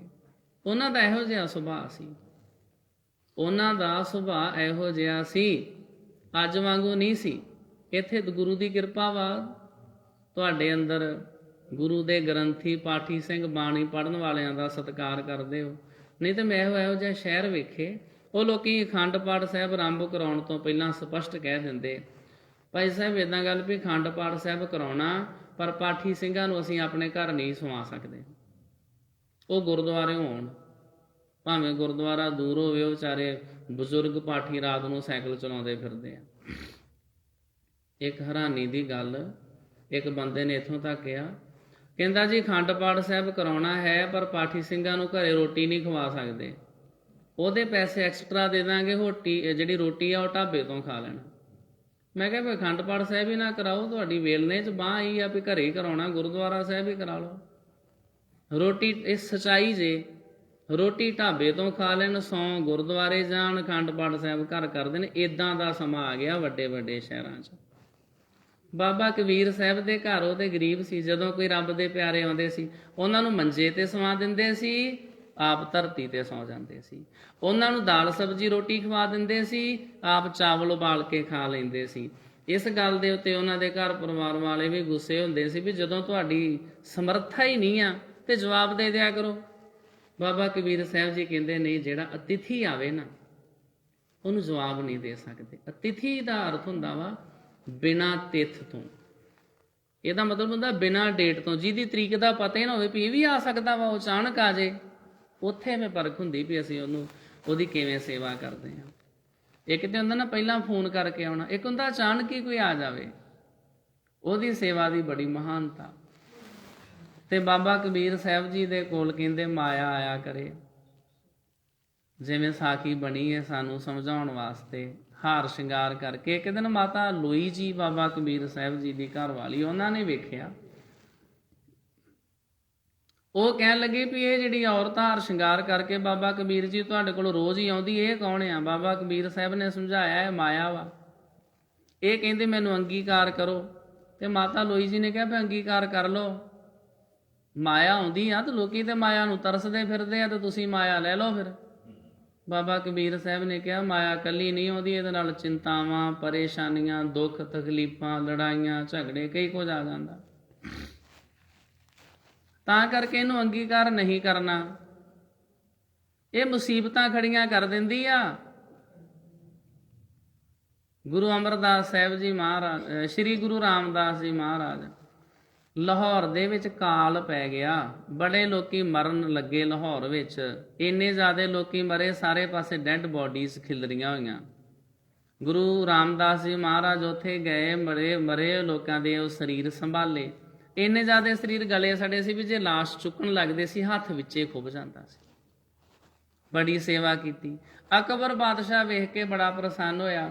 ਉਹਨੇ ਕਿਹਾ ਜੀ ਮੈਂ ਤੁਹਾਡੀ ਸੇਵਾ ਤੋਂ ਬੜਾ ਪ੍ਰਸੰਨ ਹੋਇਆ, ਜੇ ਤੁਸੀਂ ਕਹੋ ਤੇ ਗੁਰੂ ਘਰ ਦੇ ਨਾਮ ਮੈਂ ਕੁਝ ਜ਼ਮੀਨ ਲਵਾ ਦਿਆਂ। ਗੁਰੂ ਰਾਮਦਾਸ ਜੀ ਮਹਾਰਾਜ ਨੇ ਕਿਹਾ ਨਹੀਂ, ਜੇ ਗੁਰੂ ਘਰ ਦੇ ਨਾਮ ਜ਼ਮੀਨ ਲੱਗ ਗਈ ਫਿਰ ਲੜਾਈਆਂ ਝਗੜੇ ਪੈਦਾ ਹੋ ਜਾਣੇ, ਲੜਾਈਆਂ ਝਗੜੇ ਖੜੇ ਹੋ ਜਾਣੇ। ਫਿਰ ਅਕਬਰ ਬਾਦਸ਼ਾਹ ਗੋਇੰਦਵਾਲ ਸਾਹਿਬ ਆਇਆ, ਗੁਰੂ ਅਮਰਦਾਸ ਜੀ ਮਹਾਰਾਜ ਦੇ ਲੰਗਰ ਵਿੱਚ ਬੈਠ ਕੇ ਪ੍ਰਸ਼ਾਦਾ ਛਕਿਆ। ਜਾਂਦਾ ਹੋਇਆ ਕਹਿਣ ਲੱਗਾ ਜੀ ਮੈਂ ਬੜਾ ਤੁਹਾਡੀ ਸੇਵਾ ਤੋਂ ਪ੍ਰਸੰਨ ਹਾਂ, ਜੇ ਤੁਹਾਡਾ ਹੁਕਮ ਹੋਵੇ ਤੇ ਗੁਰੂ ਕੇ ਲੰਗਰ ਦੇ ਨਾਮ ਜ਼ਮੀਨ ਲਵਾ ਦਿਆਂ। ਗੁਰੂ ਅਮਰਦਾਸ ਜੀ ਮਹਾਰਾਜ ਕਹਿਣ ਲੱਗੇ ਨਹੀਂ, ਸਾਡੇ ਲੰਗਰ ਬਹੁਤ ਸੋਹਣੇ, ਗੁਰੂ ਦੇ ਸਿੱਖਾਂ ਦੀ ਦਸਵੰਧ ਦੀ ਮਾਇਆ ਨਾਲ ਚੱਲ ਰਹੇ ਨੇ, ਅਸੀਂ ਮਾਇਆ ਨਹੀਂ ਇਸ ਤਰ੍ਹਾਂ ਜਿਹੜੀ ਜ਼ਮੀਨ ਆ ਨਹੀਂ ਗੁਰੂ ਘਰ ਦੇ ਨਾਮ ਲਗਵਾ ਸਕਦੇ। ਪਰ ਤਾਂ ਵੀ ਉਹ ਪਿਆਰ ਨਾਲ ਕਹਿਣ ਲੱਗਾ ਨਹੀਂ, ਜਿਹੜੀ ਤੁਹਾਡੀ ਸਪੁੱਤਰੀ ਬੀਬੀ ਭਾਨੀ ਆ, ਮੇਰੀ ਵੀ ਬੇਟੀ ਆ, ਉਹਦੇ ਨਾਮ ਇੱਕ ਜ਼ਮੀਨ ਦਾ ਪਟਾ ਲਿਖ ਗਿਆ। ਉਹ ਜਿਹੜਾ ਜ਼ਮੀਨ ਦੇ ਕਾਗਜ਼ ਸੀ ਕਈ ਸਾਲ ਗੁਰੂ ਕੇ ਆਲਿਆਂ ਦੇ ਵਿੱਚ ਪਏ ਰਹੇ। ਆਲੇ ਕਹਿੰਦੇ ਆ ਮੋਟੀ ਸਾਰੀ ਕੰਧ 'ਚ ਜਿਹੜਾ ਨਿੱਕੀ ਜੀ ਅਲਮਾਰੀ ਬਣੀ ਹੁੰਦੀ ਨਾ, ਉਹਨੂੰ ਆਲਾ ਕਹਿੰਦੇ ਹੁੰਦੇ ਸੀ। ਉਹਦੇ 'ਚ ਪਏ ਰਹੇ ਕਈ ਸਾਲ ਉਹ ਕਾਗਜ਼। ਕਿਸੇ ਨੇ ਧਿਆਨ ਨਾ ਦਿੱਤਾ ਵੀ ਇੰਨੀ ਜ਼ਮੀਨ ਮਿਲ ਗਈ ਆ, ਇਹਦਾ ਹੁਣ ਕੀ ਕਰੀਏ। ਜਿਹੜੀ ਮਾਇਆ ਨੁਕਸਾਨ ਕਰਾ ਦਿੰਦੀ ਆ, ਮਾਇਆ ਤੇ ਡਿਊਟੀ ਦੇ ਦੌਰਾਨ ਸਾਡੀ ਜੇਬ 'ਚੋਂ ਨਿਕਲ ਆਵੇ, ਅਸੀਂ ਸਸਪੈਂਡ ਹੋ ਸਕਦੇ ਹਾਂ, ਸਾਨੂੰ ਸਜ਼ਾ ਮਿਲ ਸਕਦੀ ਆ। ਵੀ ਹੋਵੇ ਗ੍ਰੰਥੀ ਤੇ ਉਹਦੀ ਜੇਬ 'ਚੋਂ 100 ਰੁਪਇਆ ਕਿਉਂ ਨਿਕਲਿਆ, ਇਹਨੂੰ ਸੰਗਤ 'ਚੋਂ ਕਿਹਨੇ ਦਿੱਤਾ, ਸਾਨੂੰ ਲਿਖਤੀ ਜਵਾਬ ਦੇਣਾ ਪੈਂਦਾ। ਉਹ ਬਾਬਾ ਇਹ ਸਾਰੇ ਸ਼ੁਰੂ ਤੋਂ ਚੱਲਿਆ ਆਉਂਦਾ। ਬਾਬਾ ਕਬੀਰ ਸਾਹਿਬ ਨੇ ਕਿਹਾ ਨਹੀਂ ਲੈ ਸਕਦੇ, ਬੀਬੀ ਲੋਈ ਜੀ ਮਾਇਆ ਨੁਕਸਾਨ ਕਰਾ ਦੇਗੀ। ਗੁਰੂ ਅਮਰਦਾਸ ਜੀ ਨੇ ਕਿਹਾ ਅਕਬਰ ਬਾਦਸ਼ਾਹ ਨਹੀਂ ਲੈ ਸਕਦੇ। ਗੁਰੂ ਰਾਮਦਾਸ ਜੀ ਮਹਾਰਾਜ ਨੇ ਕਿਹਾ ਲੜਾਈਆਂ ਝਗੜੇ ਖੜੇ ਹੋ ਜਾਣਗੇ, ਇਹ ਪਾਣੀ ਵਗਦਾ ਹੀ ਚੰਗਾ ਵਾ, ਪਾਣੀ ਵਗਦਾ ਹੀ ਚੰਗਾ ਹੈ। ਜੇ ਪਾਣੀ ਖਲੋ ਜਾਵੇ ਉਹਦੇ 'ਚ ਸੜਾਂਤ ਪੈਦਾ ਹੋ ਜਾਂਦੀ ਆ, ਪਾਣੀ ਦਾ ਰੰਗ ਕਾਲਾ ਹੋ ਜਾਂਦਾ ਵਾ, ਉਹਦੇ ਵਿੱਚ ਕਿਰਮ ਪੈਦਾ ਹੋ ਸਕਦੇ ਆ। ਤਾਂ ਕਰਕੇ ਮਾਇਆ ਦੀ ਆਈ ਚਲਾਈ ਰਵੇ ਤੇ ਚੰਗੀ ਗੱਲ ਆ। ਸ੍ਰੀ ਗੁਰੂ ਨਾਨਕ ਸਾਹਿਬ ਜੀ ਮਹਾਰਾਜ ਜੋ ਆਉਣਾ ਵੰਡ ਕੇ ਖਾ ਲੈਣਾ, ਪਿਤਾ ਜੀ ਨੇ ਝਗੜੇ ਕਰਦੇ ਰਹਿਣਾ, ਉਹਨਾਂ ਦਾ ਪਟਵਾਰੀ ਸਨ, ਉਹਨਾਂ ਦਾ ਸੁਭਾਅ ਐਸਾ ਸੀ। ਲੜਾਈ ਝਗੜਾ ਵੇਖ ਕੇ ਰਾਏ ਬੁਲਾਰ ਕਹਿਣ ਲੱਗਾ ਇੱਕ ਵਾਰੀ ਭਾਈਆ ਜੈ ਰਾਮ ਜੀ ਬੇਬੇ ਨਾਨਕੀ ਨੂੰ ਵਿਆਹ ਤੋਂ ਬਾਅਦ ਰਾਏ ਭੋਏ ਦੀ ਤਲਵੰਡੀ ਤੋਂ ਸੁਲਤਾਨਪੁਰ ਲੋਧੀ ਵਾਪਸ ਲਿਜਾਣ ਵਾਸਤੇ ਆਏ, ਰਾਏ ਬੁਲਾਰ ਨੂੰ ਮਿਲੇ। ਇਹ ਜਿਹੜਾ ਰਿਸ਼ਤਾ ਸੀ ਵਿਚੋਲਾ ਰਾਏ ਬੁਲਾਰ ਸੀ। ਬੇਬੇ ਨਾਨਕੀ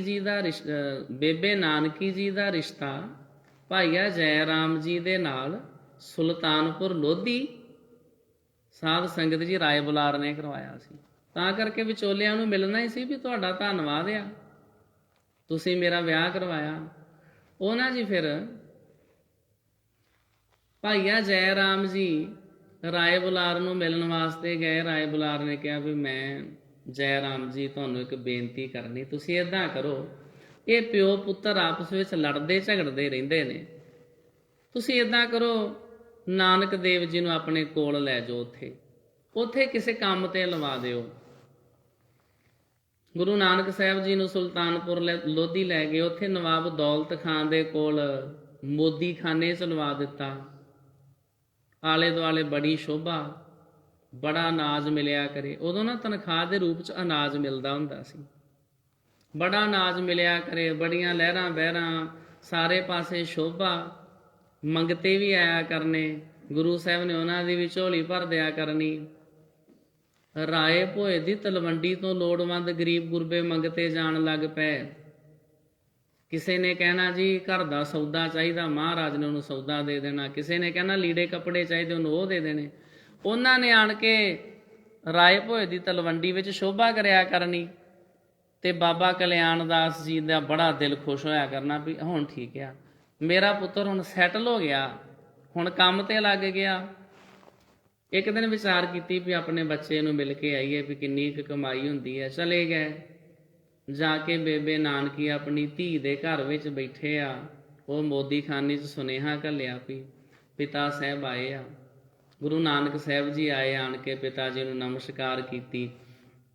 ਪਿਤਾ ਨੇ ਪਿਆਰ ਨਾਲ ਆਪਣੇ ਬੱਚੇ ਨੂੰ ਛਾਤੀ ਨਾਲ ਲਾਇਆ, ਮੂੰਹ ਚੁੰਮਿਆ, ਕੋਲ ਬਿਠਾਇਆ। ਬੱਚੇ ਸ਼ਾਬਾਸ਼, ਮੈਂ ਤੇ ਤੈਨੂੰ ਐਵੇਂ ਨਾਨਕ ਨਲਾਇਕ ਹੀ ਸਮਝਦਾ ਰਿਹਾ, ਤੂੰ ਤੇ ਪੁੱਤਰ ਇੱਕਦਮ ਹੀ ਤਰੱਕੀ ਕਰ ਗਿਆ, ਤੂੰ ਤੇ ਬੱਚਿਆ ਹੁਣ ਮੋਦੀ ਬਣ ਗਿਆ, ਇੰਨਾ ਵੱਡਾ, ਇੰਨਾ ਰੁਪਇਆ ਪੈਸਾ ਧਨ ਦੌਲਤ, ਤੇਰੀ ਸ਼ੋਭਾ ਤੇ ਆਲੇ ਦੁਆਲੇ ਪਿੰਡਾਂ 'ਚ ਹੁੰਦੀ ਆ।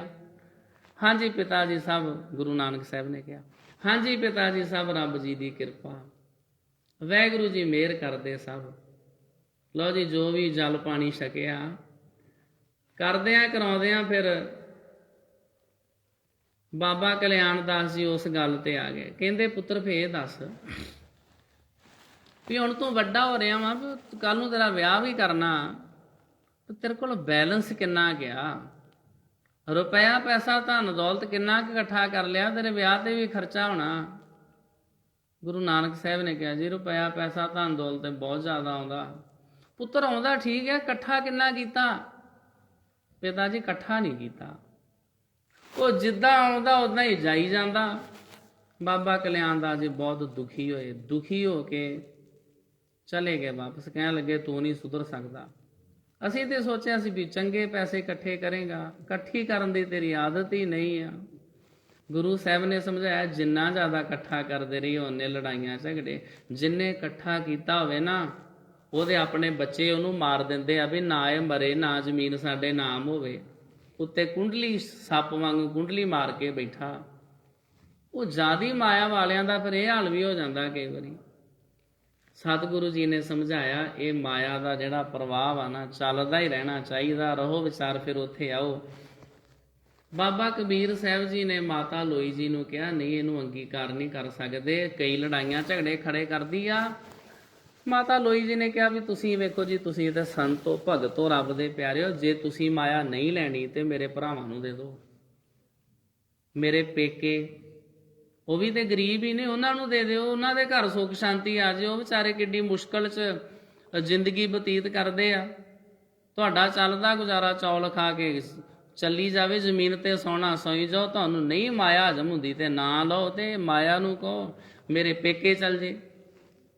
ਬਾਬਾ ਕਬੀਰ ਸਾਹਿਬ ਜੀ ਕਹਿਣ ਲੱਗੇ ਇਸ ਤਰ੍ਹਾਂ ਨਹੀਂ ਕਰੀਦਾ, ਜਿਹੜੀ ਮਾਇਆ ਹੁੰਦੀ ਜਦੋਂ ਕਿਸੇ ਨੂੰ ਇੱਕਦਮ ਫਿਰ ਮਾਇਆ ਮਿਲਦੀ, ਉਹ ਬੰਦੇ ਦਾ ਸਭ ਕੁਝ ਹੀ ਬਰਬਾਦ ਹੋ ਜਾਂਦਾ। ਨਹੀਂ ਨਹੀਂ ਜੀ, ਜਿਹੜਾ ਹੋਏਗਾ ਵੇਖਿਆ ਜਾਏਗਾ, ਇੱਕ ਵਾਰੀ ਤੇ ਆਨੰਦ ਮਾਣੀਏ। ਬਾਬਾ ਜਦੋਂ ਮਾਤਾ ਲੋਈ ਜੀ ਨੇ ਜਿੱਦ ਕੀਤੀ, ਬਾਬਾ ਕਬੀਰ ਸਾਹਿਬ ਜੀ ਕਹਿਣ ਲੱਗੇ ਠੀਕ ਆ, ਫਿਰ ਜਿਹੜੀ ਮਾਇਆ ਨਾ ਜਾ, ਇਹ ਸਾਰੀ ਤੇਰੇ ਉੱਥੇ ਪੇਕੇ ਚਲ ਜਾਏਗੀ।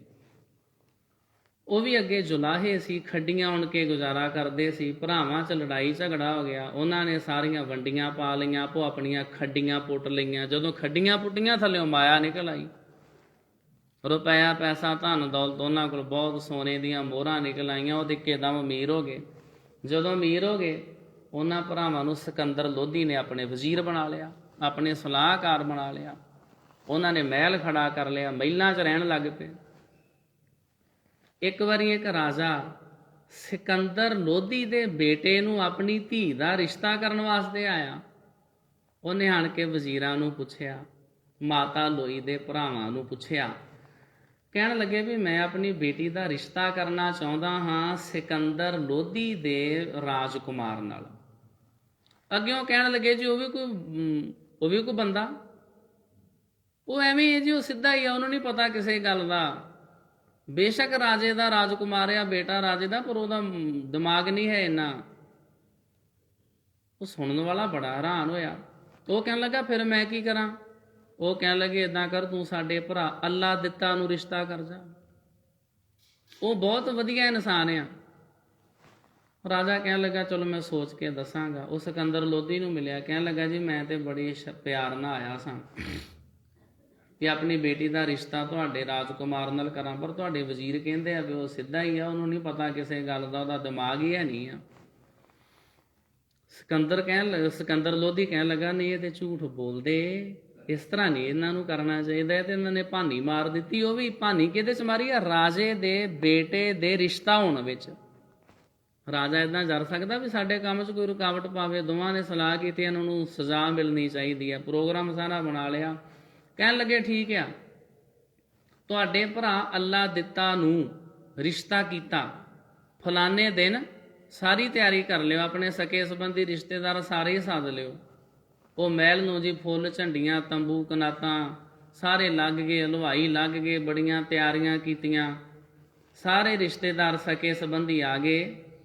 ਪਰ ਅਜੇ ਬਾਬਾ ਕਬੀਰ ਸਾਹਿਬ ਤੇ ਉਹਨਾਂ ਦੀ ਘਰ ਵਾਲੀ ਮਾਤਾ ਲੋਈ ਨਹੀਂ ਆਏ। ਉਹ ਰਾਜਾ ਕਹਿਣ ਲੱਗਾ ਜੀ ਸ਼ਗਨ ਦੀ ਰਸਮ ਸ਼ੁਰੂ ਕਰੀਏ। ਬਾਬਾ ਕਬੀਰ ਸਾਹਿਬ ਦੇ ਸਾਲੇ ਕਹਿਣ ਲੱਗੇ ਵੀ ਨਹੀਂ, ਅਜੇ ਥੋੜਾ ਜਿਹਾ ਠਹਿਰ ਜਾਓ, ਅਜੇ ਸਾਡਾ ਉਹ ਬਾਬਾ ਕਬੀਰ ਨਹੀਂ ਆਇਆ, ਉਹ ਵੀ ਆ ਜੇ। ਉਹ ਰਾਜਾ ਕਹਿਣ ਲੱਗੇ ਕਦੇ ਦਾ ਕਰਕੇ ਹੁਣ ਲੇਟ ਥੋੜਾ ਹੋਈ ਜਾਣਾ, ਕੰਮ ਸ਼ੁਰੂ ਕਰੋ, ਆਪੇ ਬਾਅਦ ਚ ਆ ਕੇ ਸ਼ਗਨ ਪਾ ਦੇਣਗੇ। ਨਾਲੇ ਉਹਨਾਂ ਨੇ ਪਾਉਣਾ ਵੀ ਕੀ ਆ? ਉਹਨਾਂ ਕੋਲ ਕੀ ਆ ਵੀ ਜਿਹੜਾ ਉਹਨਾਂ ਆਣ ਕੇ ਤੁਹਾਡੀ ਝੋਲੀ 'ਚ ਪਾਉਣਾ? ਉਹਨਾਂ ਤੇ ਆਪਣਾ ਮਸਾਂ ਗੁਜ਼ਾਰਾ ਚੱਲਦਾ। ਰਾਜੇ ਨੇ ਕੀ ਕੀਤਾ ਸੀ, ਪਹਿਲਾਂ ਸਾਰਾ ਪ੍ਰੋਗਰਾਮ ਬਣਾਇਆ ਸੀ, ਮਹਿਲ ਦੇ ਥੱਲੇ ਨਾ ਬਰੂਦ ਫਿੱਟ ਕਰਵਾਇਆ ਸੀ।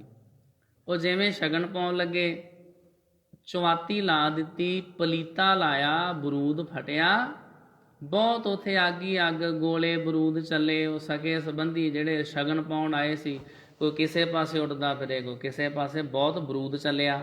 ਬਾਬਾ ਕਬੀਰ ਜੀ ਦੇ ਮਹਿਲ 'ਚ ਨਹੀਂ ਸੀ ਗਏ, ਦੂਰੋਂ ਹੀ ਵਹਿੰਦੇ ਆ। ਮਾਤਾ ਲੋਕ ਕਹਿੰਦੀ ਵੇਖਿਆ ਵੀ ਮੇਰੇ ਭਰਾਵਾਂ ਦੀ ਸ਼ੋਭਾ, ਵੇਖਿਆ ਜੇ ਕਿੱਦਾਂ ਆਤਿਸ਼ਬਾਜ਼ੀਆਂ ਚੱਲਦੀਆਂ, ਕਿੱਦਾਂ ਮਹਿਲਾਂ 'ਤੇ ਜੋ ਪਟਾਕੇ ਚੱਲਦੇ। ਅੱਜ ਸ਼ਗਨ ਪੈ ਰਿਹਾ ਸਾਡੇ ਅੱਲਾ ਦਿੱਤਾ ਭਰਾ ਨੂੰ। ਬਾਬਾ ਕਬੀਰ ਜੀ ਕਹਿਣ ਲੱਗੇ ਗਾਂਹ ਜਾ ਕੇ ਪਤਾ ਚੱਲਣਾ ਵੀ ਪਟਾਕੇ ਚੱਲਦੇ ਆ ਕਿ ਆਪ ਹੀ ਉੱਡ ਰਹੇ ਆ।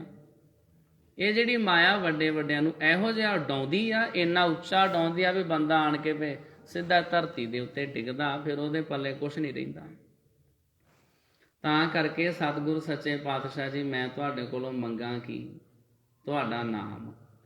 ਬਾਕੀ ਦੀਆਂ ਚੀਜ਼ਾਂ ਵਸਤੂਆਂ ਬਸ ਐਵੇਂ ਹੀ ਆ, ਬਾਕੀ ਸਭ ਕੁਝ ਨੁਕਸਾਨ ਕਰਨ ਵਾਲਾ ਹੀ ਆ ਮੇਰਾ, ਪਰ ਮੈਨੂੰ ਉਹਦਾ ਪਤਾ ਨਹੀਂ।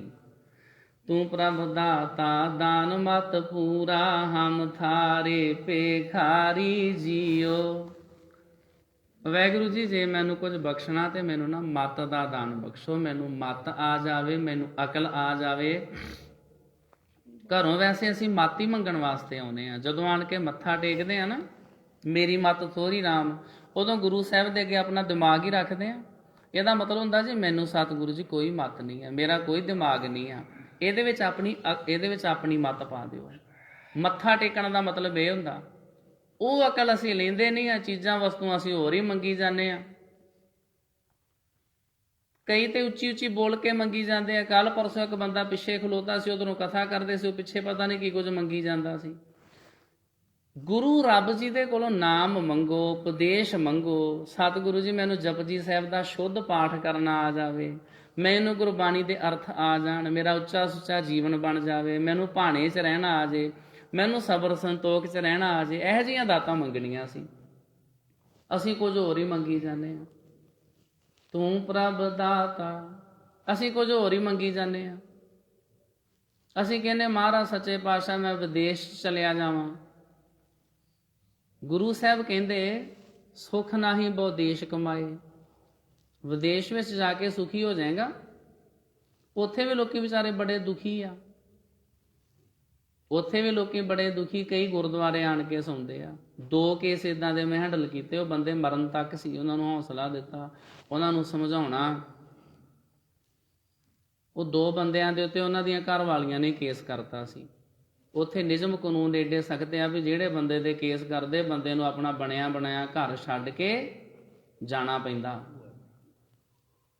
ਇੱਕ ਦਿਨ ਅਸੀਂ ਗੱਡੀ 'ਚ ਜਾਈਏ ਤੇ ਉਹਨੇ ਆਪਣੀ ਘਰ ਵਾਲੀ ਨੂੰ ਵੇਖ ਲਿਆ ਥਾਣੇ ਲਾਗੇ ਕਿਤੇ। ਉਹ ਵਿਚਾਰਾ ਬੜਾ ਡਰਿਆ, ਕਹਿੰਦਾ ਭਾਈ ਸਾਹਿਬ ਇਹ ਵੇਖੋ ਵੀ ਮੈਨੂੰ ਜਾ ਕੇ ਉੱਥੇ ਥਾਣੇ ਕਹਿ ਦਿੱਤਾ ਨਾ ਵੀ ਮੇਰਾ ਪਿੱਛਾ ਕਰਦਾ ਸੀ, ਮੇਰਾ ਕੇਸ ਕਮਜ਼ੋਰ ਹੋ ਜਾਣਾ, ਮੈਂ ਤੇ ਬੱਧਾ ਨਹੀਂ ਸੁੱਟਣਾ। ਉੱਥੇ ਵੀ ਲੋਕੀ ਬੜੇ ਤੰਗ ਪਰੇਸ਼ਾਨ ਦੁਖੀ ਨੇ। ਮੈਂ ਵਾਹਿਗੁਰੂ ਜੀ ਤੁਹਾਡੇ ਕੋਲੋਂ ਕਿਹੜੀ ਚੀਜ਼ ਮੰਗਾਂ? ਉਹ ਗੁਰੂ ਸਾਹਿਬ ਲਿਖਦੇ ਨੇ ਸੁੱਖ ਨਾਹੀਂ ਬਹੁ ਦੇਸ਼ ਕਮਾਏ। ਦੇਸ਼ਾਂ ਵਿੱਚ ਜਾ ਕੇ ਵੀ, ਵਿਦੇਸ਼ਾਂ 'ਚ ਜਾ ਕੇ ਵੀ ਨਹੀਂ ਬੰਦਾ ਸੁਖੀ ਹੁੰਦਾ। ਨਾਢਾ ਸਾਹਿਬ ਮੇਰੀ ਡਿਊਟੀ ਸੀ। 2 ਨੌਜਵਾਨ ਆਏ, ਉਹ 2 ਬੰਦ ਚਿੱਠੀਆਂ ਲਈ ਫਿਰਨ। ਮੈਨੂੰ ਕਹਿੰਦੇ ਭਾਈ ਸਾਹਿਬ ਅਰਦਾਸ ਕਰਕੇ ਖੋਲੋ। ਕਹਿੰਦੇ ਪਹਿਲਾਂ ਜਦੋਂ ਅਸੀਂ ਖੋਲਦੇ ਆ ਨਾ, ਵੀਜ਼ਾ ਰਿਫਿਊਜ਼ ਹੋਇਆ ਹੁੰਦਾ, ਤਾਂ ਕਰਕੇ ਇਸ ਵਾਰੀ ਸੋਚਿਆ ਚਿੱਠੀਆਂ ਗੁਰਦੁਆਰੇ ਜਾ ਕੇ ਖੋਲਣੀਆਂ। ਹੁਣ ਜਿਵੇਂ ਦੇ ਲੋਕ ਉੱਦਾਂ ਦੀਆਂ ਅਰਦਾਸਾਂ ਬੇਨਤੀਆਂ ਕਰਨੀਆਂ ਪੈਂਦੀਆਂ। ਮੈਂ ਕਿਹਾ ਵੀ ਮਹਾਰਾਜ ਕਿਰਪਾ ਕਰੋ, ਜਿਵੇਂ ਆਪ ਜੀ ਠੀਕ ਸਮਝੋ। ਉਹ ਚਿੱਠੀਆਂ ਤੇ ਮੈਂ ਹੀ ਖੋਲੀਆਂ, ਅਰਦਾਸ ਵੀ ਕੀਤੀ, ਵੀਜ਼ੇ ਤਾਂ ਵੀ ਰਿਫਿਊਜ਼, ਵੀਜ਼ੇ ਤਾਂ ਵੀ ਨਾ ਲੱਗੇ। ਸਤਿਗੁਰੂ ਜੀ ਦੇ ਕੋਲੋਂ ਕਈ ਵਾਰੀ ਅਸੀਂ ਜੋ ਮੰਗਦੇ ਆ ਉਹ ਸਾਨੂੰ ਸਤਿਗੁਰੂ ਜੀ ਨਹੀਂ ਦਿੰਦੇ। ਸਤਿਗੁਰੂ ਜੀ ਵੇਂਦੇ ਆ ਵੀ ਇਹਦੀ ਮੰਗ ਹੀ ਮਾੜੀ ਆ। ਹੋ ਸਕਦਾ ਕੋਈ ਬਾਹਰਲੇ ਦੇਸ਼ ਜਾ ਕੇ ਕਿਧਰੇ ਜ਼ਿਆਦਾ ਇਹਨਾਂ ਦੁਖੀ ਹੁੰਦਾ ਹੋਵੇ, ਕਿੱਦਾਂ ਮਹਾਰਾਜ ਤੁਹਾਨੂੰ ਬਾਹਰ ਘਲਾ ਦੇਣਾ। ਉਹ ਨਿਆਣੇ ਤੇ ਜਿੱਦ ਕਰਦੇ ਆ ਵੀ ਅਸੀਂ ਬਸ ਨਾ ਜੋ ਬਿਜਲੀ ਦੇ ਸਵਿੱਚਾਂ ਨਾਲ ਹੀ ਖੇਡਣਾ, ਉਹਦੇ 'ਚ ਬੜਾ ਆਨੰਦ ਆ। ਕਦੇ ਬਲਬ ਔਨ ਕਰਾਂਗੇ, ਕਦੇ ਆਫ ਕਰਾਂਗੇ। ਉਹਨਾਂ ਨੂੰ ਤੇ ਇਹ ਖੇਡ ਚੰਗੀ ਲੱਗਦੀ ਆ। ਛੋਟੇ ਨਿਆਣੇ ਤੇ ਚੁੱਲ੍ਹੇ ਵਿੱਚ ਅੱਗ ਬਲਦੀ ਹੋਵੇ, ਉਧਰ ਨੂੰ ਭੱਜ ਭੱਜ ਕੇ ਜਾਂਦੇ ਆ ਵੀ ਇਹ ਕੀ ਚਮਕਦਾ। ਉਹਨਾਂ ਨੂੰ ਥੋੜ੍ਹੀ ਪਤਾ ਵੀ ਅੱਗ ਆ। ਮਾਤਾ ਪਿਤਾ ਰੋਕਦੇ ਆ, ਉਹ ਨਿਆਣੇ ਰੋਂਦੇ, ਕਰਲਾਉਂਦੇ, ਜਿੱਦ ਕਰਦੇ, ਨਹੀਂ ਅਸੀਂ ਤੇ ਜੀ ਚੁੱਲ੍ਹੇ ਵੱਲ ਹੀ ਜਾਣਾ। ਛੋਟਾ ਬੱਚਾ ਸੀ ਸਾਡੇ ਘਰ 'ਚੋਂ, ਚੁੱਲ੍ਹੇ ਵੱਲ ਭੱਜ ਭੱਜ ਕੇ ਜਾਵੇ। ਮੈਂ ਕਿਹਾ ਇੱਦਾਂ ਕਰਦੇ, ਲਿਆਓ ਮਾੜੀ ਜੀ ਚਵਾਤੀ ਇਹਦੇ ਹੱਥ ਨੂੰ ਲਾਈਏ ਤਾਂ ਮਾੜਾ ਜਿਹਾ ਹੱਥ ਸਾੜ ਦਿੰਦੇ, ਇਹਨੂੰ ਪਤਾ ਚੱਲ ਜਾਏਗਾ ਉੱਥੇ ਅੱਗ ਆ। ਅਜੇ ਇਹਨੂੰ ਪਤਾ ਨਹੀਂ ਆ, ਜਦੋਂ ਪਤਾ ਚੱਲ ਗਿਆ ਫਿਰ ਉਧਰ ਨੂੰ ਮੂੰਹ ਨਹੀਂ ਕਰਨਾ ਇਹਨੇ। ਸਤਿਗੁਰੂ ਸਮਝਾਉਂਦੇ ਆ ਵੀ ਭਾਈ ਮੈਂ ਉਹ ਚੀਜ਼ਾਂ ਮੰਗਦਾ ਜਿਨ੍ਹਾਂ ਨੇ ਮੇਰਾ ਆਪਣੇ ਨੁਕਸਾਨ ਕਰਨਾ ਹੁੰਦਾ, ਤਾਂ ਕਰਕੇ ਜੀ ਮੈਨੂੰ ਮੰਗਣ ਦਾ ਵੀ ਪਤਾ ਨਹੀਂ ਹੈ। ਮੇਰੇ ਤੇ ਕਿਰਪਾ ਕਰੋ, ਮੈਨੂੰ ਮੱਤ ਬਖਸ਼ੋ। ਤੂੰ ਪ੍ਰਭ ਦਾਤਾ ਦਾਨ ਮਤ ਪੂਰਾ, ਹਮ ਥਾਰੇ ਭਿਖਾਰੀ ਜੀਓ। ਅਸੀਂ ਵਾਹਿਗੁਰੂ ਜੀ ਤੁਹਾਡੇ ਭਿਖਾਰੀ ਆ। ਮੈਂ ਕਿਆ ਮੰਗੂ ਕਿਸ ਥਿਰ ਨਾ ਰਹਾਈ, ਹਰ ਦੀਜੈ ਨਾਮ ਪਿਆਰੀ ਜੀਓ। ਮੈਂ ਵਾਹਿਗੁਰੂ ਜੀ ਤੁਹਾਡੇ ਕੋਲੋਂ ਕੀ ਮੰਗਾਂ? ਇੱਥੇ ਤੇ ਕੋਈ ਵੀ ਚੀਜ਼ ਸਦਾ ਥਿਰ ਰਹਿਣ ਵਾਲੀ ਹੈ ਹੀ ਨਹੀਂ ਆ। ਤਾਂ ਕਰਕੇ ਮੇਰੀ ਝੋਲੀ ਵਿੱਚ ਨਾਮ ਦੀ ਉਪਦੇਸ਼ਾਂ ਦੀ ਦਾਤ ਪਾਓ। ਸ਼ਬਦ ਦਾ ਦੂਸਰਾ ਬੰਦ। ਮਰਤ ਪਿਆਲ ਆਕਾਸ਼ ਦਿਖਾਇਓ, ਗੁਰ ਸਤਿਗੁਰ ਕਿਰਪਾ ਧਾਰੀ ਜੀਓ। ਸਤਿਗੁਰੂ ਜੀ ਨੇ ਕਿਰਪਾ ਕੀਤੀ, ਉਹਨਾਂ ਨੇ ਵਿਖਾ ਦਿੱਤਾ ਇਸ ਮਾਤ ਲੋਕ ਦੇ ਵਿੱਚ, ਪਤਾਲ ਦੇ ਵਿੱਚ, ਆਕਾਸ਼ ਦੇ ਵਿੱਚ, ਸਾਰੇ ਪਾਸੇ ਪਰਮਾਤਮਾ ਜੀ ਦਾ ਹੀ ਵਾਸਾ ਹੈ। ਸੋ ਬ੍ਰਹਮ ਅਜੋਨੀ ਹੈ ਪੀ ਹੋਨੀ, ਘਟ ਭੀਤਰ ਦੇਖ ਮੁਰਾਰੀ ਜੀਓ। ਬ੍ਰਹਮ ਕਹਿੰਦੇ ਸਾਰਿਆਂ ਨੂੰ ਪੈਦਾ ਕਰਨ ਵਾਲਾ ਪਰਮਾਤਮਾ। ਅਜੋਨੀ ਕਹਿੰਦੇ ਜਿਹੜਾ ਜੂਨੀਆਂ ਦੇ ਵਿੱਚ ਨਹੀਂ ਆਉਂਦਾ। ਜਿਹੜਾ ਪਰਮਾਤਮਾ ਹੁਣ ਵੀ ਹੈ, ਆਉਣ ਵਾਲੇ ਸਮੇਂ ਵਿੱਚ ਵੀ ਹੋਵੇਗਾ, ਸਾਰਿਆਂ ਦੇ ਹਿਰਦੇ ਵਿੱਚ ਵਸਦਾ ਹੈ, ਉਸ ਪਰਮਾਤਮਾ ਨੂੰ ਕਹਿੰਦੇ ਨੇ ਮੁਰਾਰੀ। ਮੁਰ ਪਲੱਸ ਆਰੀ। ਰੱਬ ਜੀ ਦੇ ਜਿੰਨੇ ਨਾਮ ਇਹਨਾਂ ਪਿੱਛੇ ਲੌਜਿਕ ਆ ਕੋਈ। ਰੱਬ ਨੂੰ ਮੁਰਾਰੀ ਕਿਉਂ ਕਹਿੰਦੇ ਆ? ਕਿਉਂਕਿ ਮੁਰ ਨਾਮ ਦਾ ਇੱਕ ਦੈਂਤ ਹੋਇਆ ਵਾ ਕ੍ਰਿਸ਼ਨ ਦੇ ਸਮੇਂ। ਮਾਮੇ ਕੰਸ ਨੇ ਕ੍ਰਿਸ਼ਨ ਨੂੰ ਮਾਰਨ ਵਾਸਤੇ ਮੁਰ ਨਾਮੀ ਦੈਂਤ ਭੇਜਿਆ ਸੀ। ਕ੍ਰਿਸ਼ਨ ਨੇ ਉਹਨੂੰ ਮਾਰ ਦਿੱਤਾ ਸੀ। ਆਰੀ ਦਾ ਅਰਥ ਹੁੰਦਾ ਚੀਰਨਾ। ਮੁਰ ਦੈਂਤ ਨੂੰ ਮਾਰ ਦਿੱਤਾ। ਰੱਬ ਦਾ ਨਾਮ ਲੋਕਾਂ ਨੇ ਰੱਖ ਦਿੱਤਾ ਮੁਰਾਰੀ। ਮੁਰ ਪਲੱਸ ਆਰੀ। ਮੁਰ ਦੈਂਤ ਦਾ ਦੁਸ਼ਮਣ, ਮੁਰ ਦੈਂਤ ਦਾ ਨਾਸ਼ ਕਰਨ ਵਾਲਾ, ਤਾਂ ਕਰਕੇ ਰੱਬ ਦਾ ਨਾਮ ਹੋ ਗਿਆ ਮੁਰਾਰੀ। ਉਹ ਮੁਰਾਰੀ ਪਰਮਾਤਮਾ ਸਾਰੇ ਪਾਸੇ ਹੀ ਆ। ਜਨਮ ਮਰਨ ਕੋ ਇਹ ਜਗ ਬਪੜੋ, ਇਨ ਦੂਜੈ ਭਗਤ ਵਿਸਾਰੀ ਜੀਓ। ਇਹ ਜਗਤ ਦੇ ਜੀਵ ਐਵੇਂ ਜੰਮਣ ਮਰਨ ਦੇ ਚੱਕਰ 'ਚ ਹੀ ਪਏ ਆ। ਬਾਰ-ਬਾਰ ਜੰਮਦੇ, ਬਾਰ-ਬਾਰ ਮਰਦੇ ਆ। ਜਦੋਂ ਦੁਨਿਆਵੀ ਲੋਕਾਂ ਦੇ ਅੱਗੇ ਮੰਗਤੇ ਬਣਦੇ ਆ ਨਾ, ਉਦੋਂ ਮਰਦੇ ਹੀ ਆ। ਮੰਗਣ ਗਿਆ ਸੋ ਮਰ ਗਿਆ। ਜਦੋਂ ਕਿਸੇ ਕੋਲੋਂ ਮੰਗਣਾ ਹੋਵੇ ਉੱਥੇ ਮਰਨਾ ਪੈਂਦਾ। ਜਦੋਂ ਮੰਗਣ ਵਾਸਤੇ ਚੱਲਦੇ ਹੋ, ਤੁਹਾਡੀ ਅਣਖ, ਗੈਰਤ, ਜ਼ਮੀਰ ਉਦੋਂ ਮਰ ਜਾਂਦੀ ਆ, ਜਦੋਂ ਕਿਸੇ ਦੇ ਅੱਗੇ ਅਸੀਂ ਹੱਥ ਫੁਲਾਉਂਦੇ ਆ। ਜਨਮ ਮਰਨ ਕੋ ਇਹ ਜਗ ਬਪੜੋ। ਬਪੜੋ ਦਾ ਅਰਥ ਹੁੰਦਾ ਵਿਚਾਰਾ। ਇਹ ਵਿਚਾਰੇ ਲੋਕੀ ਇਸ ਤਰ੍ਹਾਂ ਹੀ ਮਰਦੇ ਫਿਰਦੇ ਆ। ਲੀਡਰਾਂ, ਮੰਤਰੀਆਂ ਦੇ ਅੱਗੇ ਹੱਥ ਅੜਦੇ ਫਿਰਦੇ ਆ, ਮਰੀ ਹੋਈ ਜ਼ਮੀਰ ਵਾਲੇ ਲੋਕ। ਬਪੜੋ ਦਾ ਮਤਲਬ ਵਿਚਾਰੇ। ਇਨ ਦੂਜੈ ਭਗਤ ਵਿਸਾਰੀ ਜੀਓ। ਦੂਜੇ ਮਤਲਬ ਇਹਨਾਂ ਨੇ ਮਾਇਆ ਵਾਲੇ ਪਾਸੇ ਲੱਗ ਕੇ ਪਰਮਾਤਮਾ ਦੀ ਭਗਤੀ ਭੁਲਾ ਦਿੱਤੀ ਆ। ਸਤਿਗੁਰ ਮਿਲੈ ਤਾਂ ਗੁਰਮਤਿ ਪਾਈਐ, ਸਾਖਤ ਬਾਜੀ ਹਾਰੀ ਜੀਓ। ਸਤਿਗੁਰੂ ਜੀ ਦਾ ਮਿਲਾਪ ਹੋਵੇ ਤੇ ਗੁਰੂ ਦੀ ਮੱਤ ਆਉਂਦੀ ਹੈ। ਸਾਖਤ ਦਾ ਅਰਥ ਹੁੰਦਾ ਆ ਸ਼ਕਤੀ ਦੇ ਉਪਾਸ਼ਕ, ਮਾਇਆ ਦੇ ਜਿਹੜੇ ਪੁਜਾਰੀ ਰੱਬ ਨਾਲੋਂ ਟੁੱਟੇ ਹੋਏ ਨੇ, ਉਹ ਆਪਣੀ ਜ਼ਿੰਦਗੀ ਦੀ ਬਾਜੀ ਹਾਰ ਕੇ ਇੱਥੋਂ ਚਲੇ ਜਾਂਦੇ ਆ। ਗੁਰਮੁਖ ਲਾਹਾ ਲੈ ਗਏ, ਮਨ ਮੁਖ ਚੱਲੇ ਪਤ ਗਵਾਏ ਜੀਓ। ਉਹ ਬਾਬਾ ਕਬੀਰ ਸਾਹਿਬ ਵਰਗੇ ਭਾਵੇਂ ਅੱਤ ਦੇ ਗਰੀਬ ਸੀ, ਉਹਨਾਂ ਦਾ ਨਾਮ ਸਦਾ ਵਾਸਤੇ ਰਹਿਣਾ ਜਦੋਂ ਤੱਕ ਦੁਨੀਆ ਰਹੇਗੀ। ਤੇ ਜਿਹੜੇ ਰਾਜੇ ਮਹਾਰਾਜੇ ਬਣ ਗਏ, ਸਿਕੰਦਰ ਲੋਧੀ ਦੇ ਵਜ਼ੀਰ ਬਣ ਗਏ, ਉਹ ਵੇਖਿਆ ਨਾ ਵੀ ਸਾਖੀ ਸੁਣੀ ਵੀ ਕਿੱਦਾਂ ਉੱਡਦੇ ਸੀ, ਕਿੱਦਾਂ ਉਹਨਾਂ ਦਾ ਸਭ ਕੁਝ ਹੀ ਬਰਬਾਦ ਹੋ ਗਿਆ। ਸਤਿਗੁਰ ਮਿਲੈ ਤਾਂ ਗੁਰਮਤਿ ਪਾਈਐ, ਸਾਖਤ ਬਾਜੀ ਹਾਰੀ ਜੀਓ। ਔਰੰਗਜ਼ੇਬ ਵਰਗੇ ਜਿਹੜੇ ਕਹਿੰਦੇ ਸੀ ਵੀ ਬਸ ਸਭ ਕੁਝ ਮੈਂ ਹੀ ਮੈਂ ਆ, ਉਹਨਾਂ ਦਾ ਕੀ ਹੋਇਆ? ਔਰੰਗਜ਼ੇਬ ਦੇ ਕੋਈ ਮੰਦਿਰ ਬਣੇ ਆ, ਔਰੰਗਜ਼ੇਬ ਦੀਆਂ ਕੋਈ ਮਸਜਿਦਾਂ ਬਣੀਆਂ ਵਾ। ਉਹਦੀ ਕਬਰ ਦੇ ਉੱਤੇ ਤੇ ਕਹਿੰਦੇ ਕੋਈ ਦੀਵਾ ਵੀ ਨਹੀਂ ਜਗਾਉਂਦਾ, ਜਿਹਦੀ ਉੱਥੇ ਡਿਊਟੀ ਆ ਵੀ ਕੋਈ ਦਰਸ਼ਨ ਦਿਦਾਰੇ ਕਰਨ, ਕੀ ਪਤਾ ਕੋਈ ਔਰੰਗਜ਼ੇਬ ਦੀ ਕਬਰ ਵੇਖਣ ਆ ਜਾਣ, ਮੈਨੂੰ ਵੀ ਕੋਈ 10-20 ਰੁਪਈਏ ਦੇ ਜਾਣ। ਉਹ ਤਾਂ ਵਿਚਾਰਾ ਲੋਕਾਂ ਕੋਲੋਂ ਮੰਗਦਾ ਕਿਹਦਾ? ਉਹ ਪੁਜਾਰੀ ਆ ਔਰੰਗਜ਼ੇਬ ਦੀ ਕਬਰ ਦਾ। ਉਹ ਤੇ ਲੋਕਾਂ ਅੱਗੇ ਹੱਥ ਅੜਦਾ ਫਿਰਦਾ ਵੀ ਮੈਨੂੰ 10 ਰੁਪਈਏ ਦੇ ਦਿਓ, ਮੈਂ ਇਹਦੀ ਕਬਰ ਤੇ ਕਿਤੇ ਦੀਵਾ ਹੀ ਜਗਾ ਦਿਆਂ। ਹੈ ਕੌਣ ਸੀ ਔਰੰਗਜ਼ੇਬ? ਹਿੰਦੁਸਤਾਨ ਦਾ ਇੰਨਾ ਵੱਡਾ ਬਾਦਸ਼ਾਹ। ਦੂਸਰੇ ਪਾਸੇ ਜਿਨ੍ਹਾਂ ਨੂੰ ਔਰੰਗਜ਼ੇਬ ਖਤਮ ਕਰਦਾ ਰਿਹਾ, ਸਾਹਿਬਜ਼ਾਦਿਆਂ ਨੂੰ। ਉੱਥੇ ਸਾਧ ਸੰਗਤ ਜੀ ਵੇਖੋ ਕਿੰਨੀਆਂ ਲਹਿਰਾਂ ਬਹਿਰਾਂ, 24 ਘੰਟੇ ਲੰਗਰ ਚੱਲੀ ਜਾਂਦੇ ਆ, ਸਾਰੇ ਸੰਸਾਰ ਦੇ ਲੋਕੀ ਆਣ ਕੇ ਨਮਸਕਾਰਾਂ ਕਰਦੇ ਆ। ਸਾਖਤ ਆਪਣੀ ਜ਼ਿੰਦਗੀ ਦੀ ਬਾਜੀ ਹਾਰ ਜਾਂਦੇ ਨੇ, ਗੁਰਮੁਖ ਜਿੱਤ ਜਾਂਦੇ ਜਿਨ੍ਹਾਂ ਨੇ ਗੁਰੂ ਦੀ ਮੱਤ ਲਈ ਹੋਵੇ। ਸਤਿਗੁਰ ਬੰਧਨ ਤੋੜ ਨਿਰਾਰੇ, ਬਹੁੜ ਨ ਗਰਭ ਮਝਾਰੀ ਜੀਓ। ਸਤਿਗੁਰੂ ਜੀ ਆਪਣੇ ਪਿਆਰਿਆਂ ਦੇ ਬੰਧਨ ਤੋੜ ਦਿੰਦੇ ਆ ਵਿਕਾਰਾਂ ਦੇ। ਉਹ ਗੁਰਮੁਖਾਂ ਨੂੰ ਬਾਰ-ਬਾਰ ਨਾ ਜੰਮਣ ਮਰਨ ਦੇ ਚੱਕਰ ਵਿੱਚ ਨਹੀਂ ਪੈਣਾ ਪੈਂਦਾ।